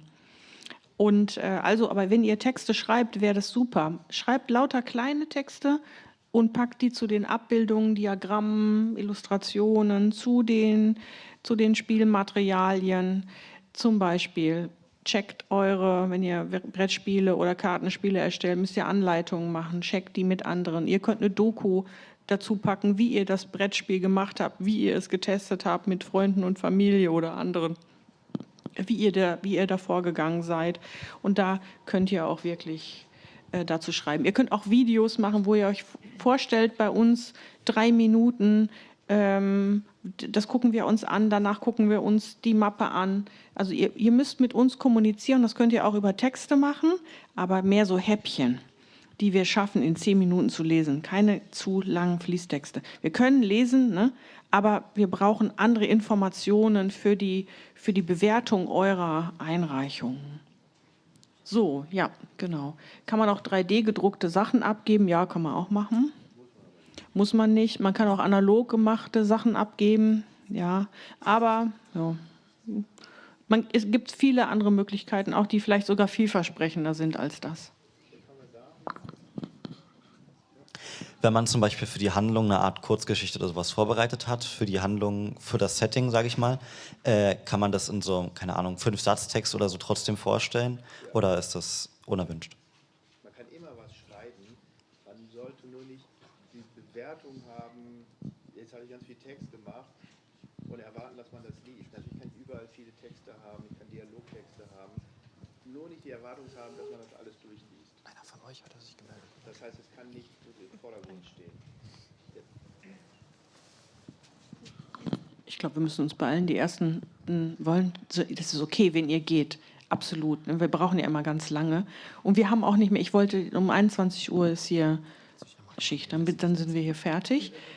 Genau, also so, ist das sinnvoll für Leute, die sich für Game Art und Game Graphics interessieren? Ja und nein. Natürlich nehmen wir die immer wahnsinnig gerne auf, wenn sie wirklich Lust haben, Spiele zu gestalten und dann in diese Spieleproduktion einsteigen, und zwar ganz und gar, und auch bereit sind, Sachen auszuprobieren, von denen sie noch gar nicht wissen, ob sie das interessiert. Wir haben ganz viele Leute, ganz viele interessante Studierende hier, die die gesagt haben, ja, ich bin so der Game Art Mensch, und dann angefangen haben, andere Sachen zu machen und dann plötzlich festgestellt haben, oh, das ist total klasse, das kann ich ja alles noch viel besser, das macht noch mehr Spaß. Also wenn, dann kommt mit ganz, ganz viel Offenheit und der sozusagen der Idee, auch alles andere auszuprobieren. Da ihr in den Teams zusammenarbeitet, könnt ihr dann nachher nicht da sitzen und sagen, ja, ich werde ja dann tätig, wenn die mit ihrem Konzept fertig sind, dann mache ich denen mal ein paar schöne Concept Art oder Fake Screenshots. Das ist nicht das Richtige, dann wird man nicht glücklich hier. Dann macht lieber, wenn ihr was in dem Bereich machen wollt, studiert Illustration irgendwo. Hier geht es wirklich ums Spielemachen.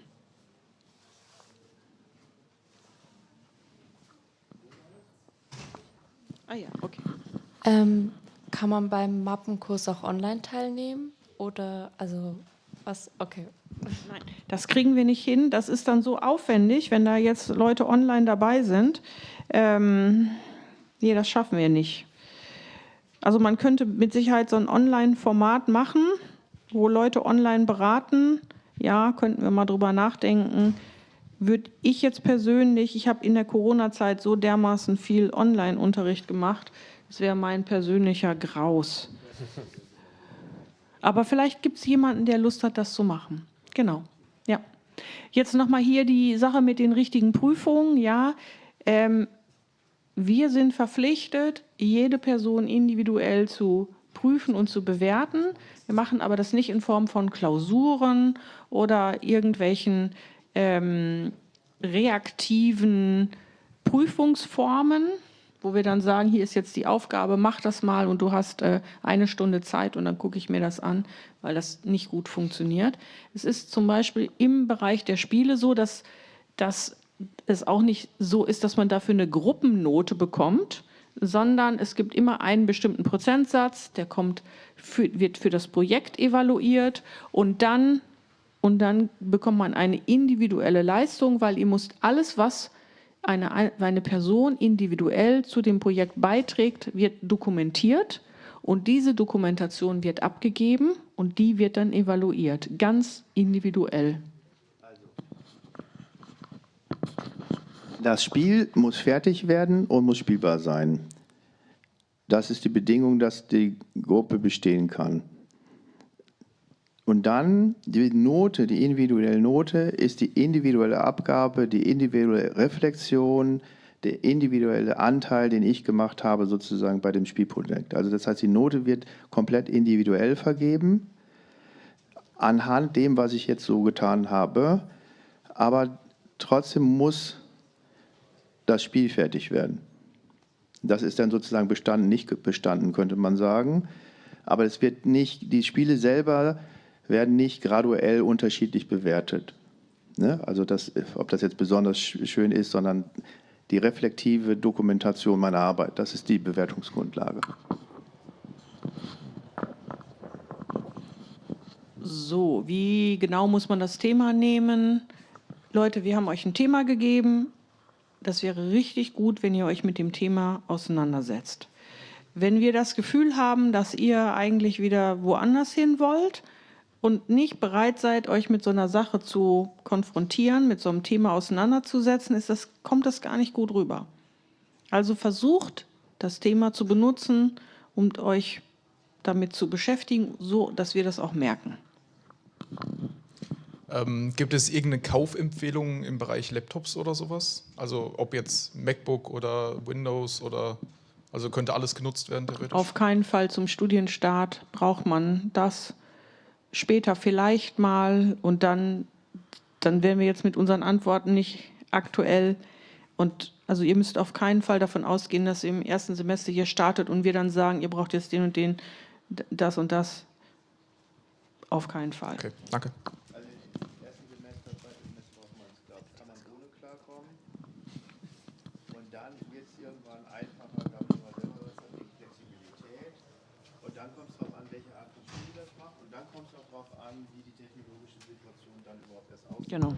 Also das haben die jetzt natürlich nicht gehört. Spezialisierung der Person, also welche Tätigkeiten ausgeführt werden, wann das ist. Und es ist auch nur eine Frage, der noch flexibler zu sein, nämlich auch mal von zu Hause arbeiten zu können, die Daten hin und her zu transportieren. Darum geht es. Es geht eigentlich mehr um Service und Bequemlichkeit oder Effizienz des eigenen Arbeitens und dafür braucht man das einfach. So, 3D-Modelle als großen Teil der Hausaufgabe, ja interessant, wenn wir glauben, dass die Person Spiele machen möchte. Wenn wir das Gefühl haben, die Person will nur 3D-Modelle machen, ist das uninteressant. Wir sind ja ein Studiengang Game Design. Also denkt drüber nach, wann machen 3D-Modelle Sinn. Wenn sich jemand bewirbt nur mit 3D-Modellen, dann würde ich sagen, ist die Person, hat die überhaupt Lust, hier in den Spieleprojekten zu arbeiten oder wartet die darauf, bis 3D-Modelle gemacht werden sollen und würde sie dann vielleicht gegebenenfalls was generieren lassen wollen? Fände ich sogar noch besser, als wenn jemand sagt, ich mache ich alles selber. Ne? So, Publikum. Also das ist ja klar. Also erstmal, also die Abgabefrist ist am 15. Juni. Aber dieser Eignungstest und diese Einladung zum Bewerbungsgespräch, das findet alles im Juli statt, oder? Okay, aber der Datum wird erst später bekannt gegeben. Wir müssen gucken, wie wir sehen müssen, wie wir das dann zeitlich hinbekommen, weil wir das ja parallel zu diesen Kursen machen. Das zieht sich deswegen über einen längeren Zeitraum hin. Die Gespräche finden nicht alle an einem Tag statt, sondern üblicherweise über 14 Tage verteilt. Und dann kommt es ja darauf, wie lange sichten wir die Mappen, weil wir die hier wirklich sichten. Ne? Wir gucken da nicht nur rein und sagen, oh, so, sondern wir gucken uns das an und manchmal brauchen wir 4 Tage, manchmal brauchen wir 7 Tage, manchmal, das ist sehr unterschiedlich und deswegen können wir das nicht im Voraus dann 100%ig planen. Also irgendwann im Juli finden die statt, das kann man sagen.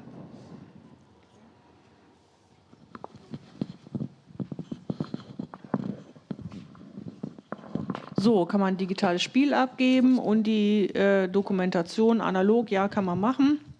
Die Hausaufgabe kann digital, analog sein. Eine Kombination aus beidem, kein Problem. Ja? Das werdet ihr in diesem Anmeldetool kennzeichnen. Da sehen wir genau, das gibt einen digitalen Bereich, da gibt es eine analoge Einreichung, das kann man alles sehen. Genau. Es gibt keine Anwesenheitspflicht, ihr müsst nicht immer da sein. Wir empfehlen, möglichst viel anwesend zu sein, nur dann könnt ihr ganz bestimmte Dinge machen. Es gibt Aufgaben, die kann man, zum Beispiel Teamarbeit, wie will man das denn in Nicht-Anwesenheit mit anderen Menschen machen, die dann aber hier sind? Das funktioniert einfach nicht. Es gibt auch, Thomas sagt gerade, es gibt Anwesenheitspflicht, zum Beispiel bei Prüfungen, und manche Veranstaltungen sind Teil der Prüfungsmodalitäten. Da müsst ihr also da sein. Wenn man zum Beispiel zum Coaching nicht kommt, da ist Anwesenheitspflicht, da muss man kommen, muss man irgendwie das Ganze als schriftliche Arbeit nachreichen. Ätzend. Also würde ich immer gucken, dass man da ist. Ansonsten ist niemand in einer Lehrveranstaltung, der dann sagt, oh, sind denn alle da? Jetzt haben wir eine Liste, ich lese mal vor und ihr hebt die Hand, wenn ihr euren Namen hört. Das gibt es nicht, niemand kontrolliert das. Das müsst ihr selber kontrollieren. Schools out. Okay, so.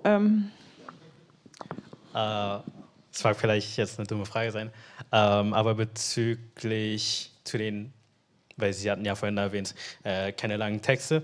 Dazu wäre zum Beispiel gut, wenn man was Kurzes wie eine Mindmap hat, um den Gedankengang zu erklären. Okay. Also wie gesagt, ihr könnt alle möglichen Texte haben, ihr müsst nur darüber nachdenken, dass die Texte, super lange Texte nicht gelesen werden. Aber viele kleine, kurze Texte, um was zu erläutern, liest man auch schnell. Und Mindmap sowieso. Ja, also formell könnt ihr alles Mögliche machen. So, okay. Ja.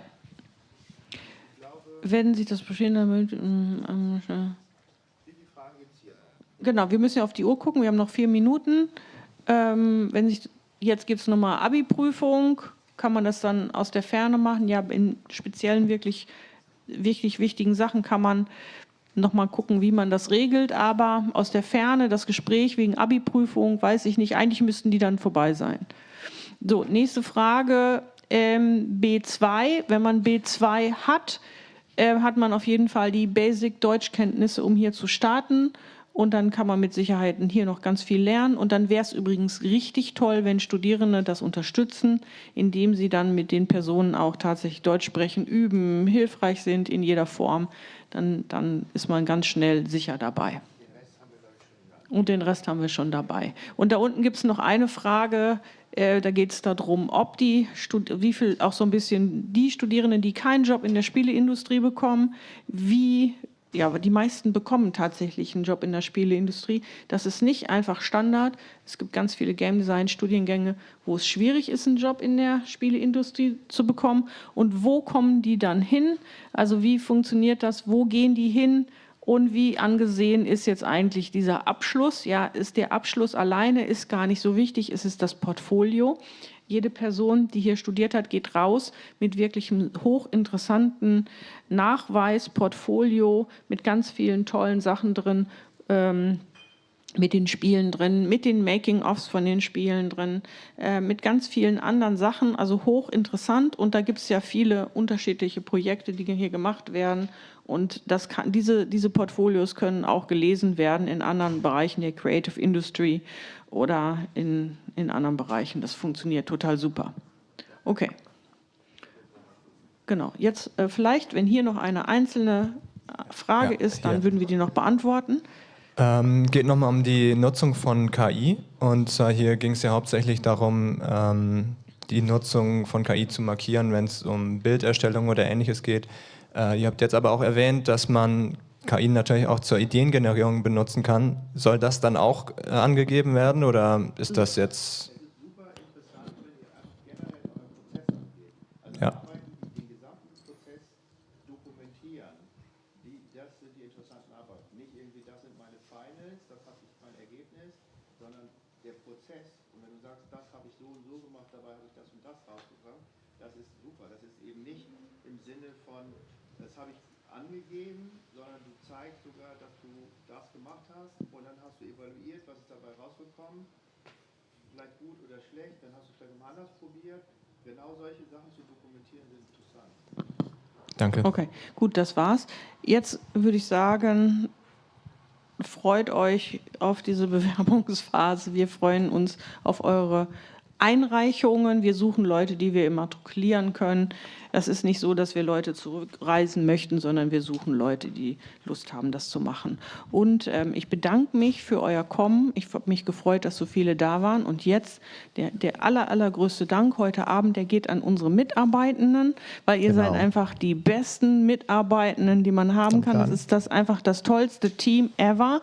Und ohne so ein wunderbares Team wäre das alles überhaupt nicht möglich. Vielen, vielen Dank an euch. Und alle, die jetzt klatschen auch für das Team da von Game Design, alle, die geholfen haben, die Ausstellung aufzubauen. Genau, auch von mir, danke. Ja.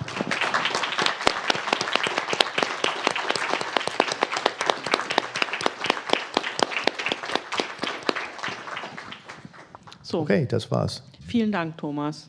Danke, Susanne.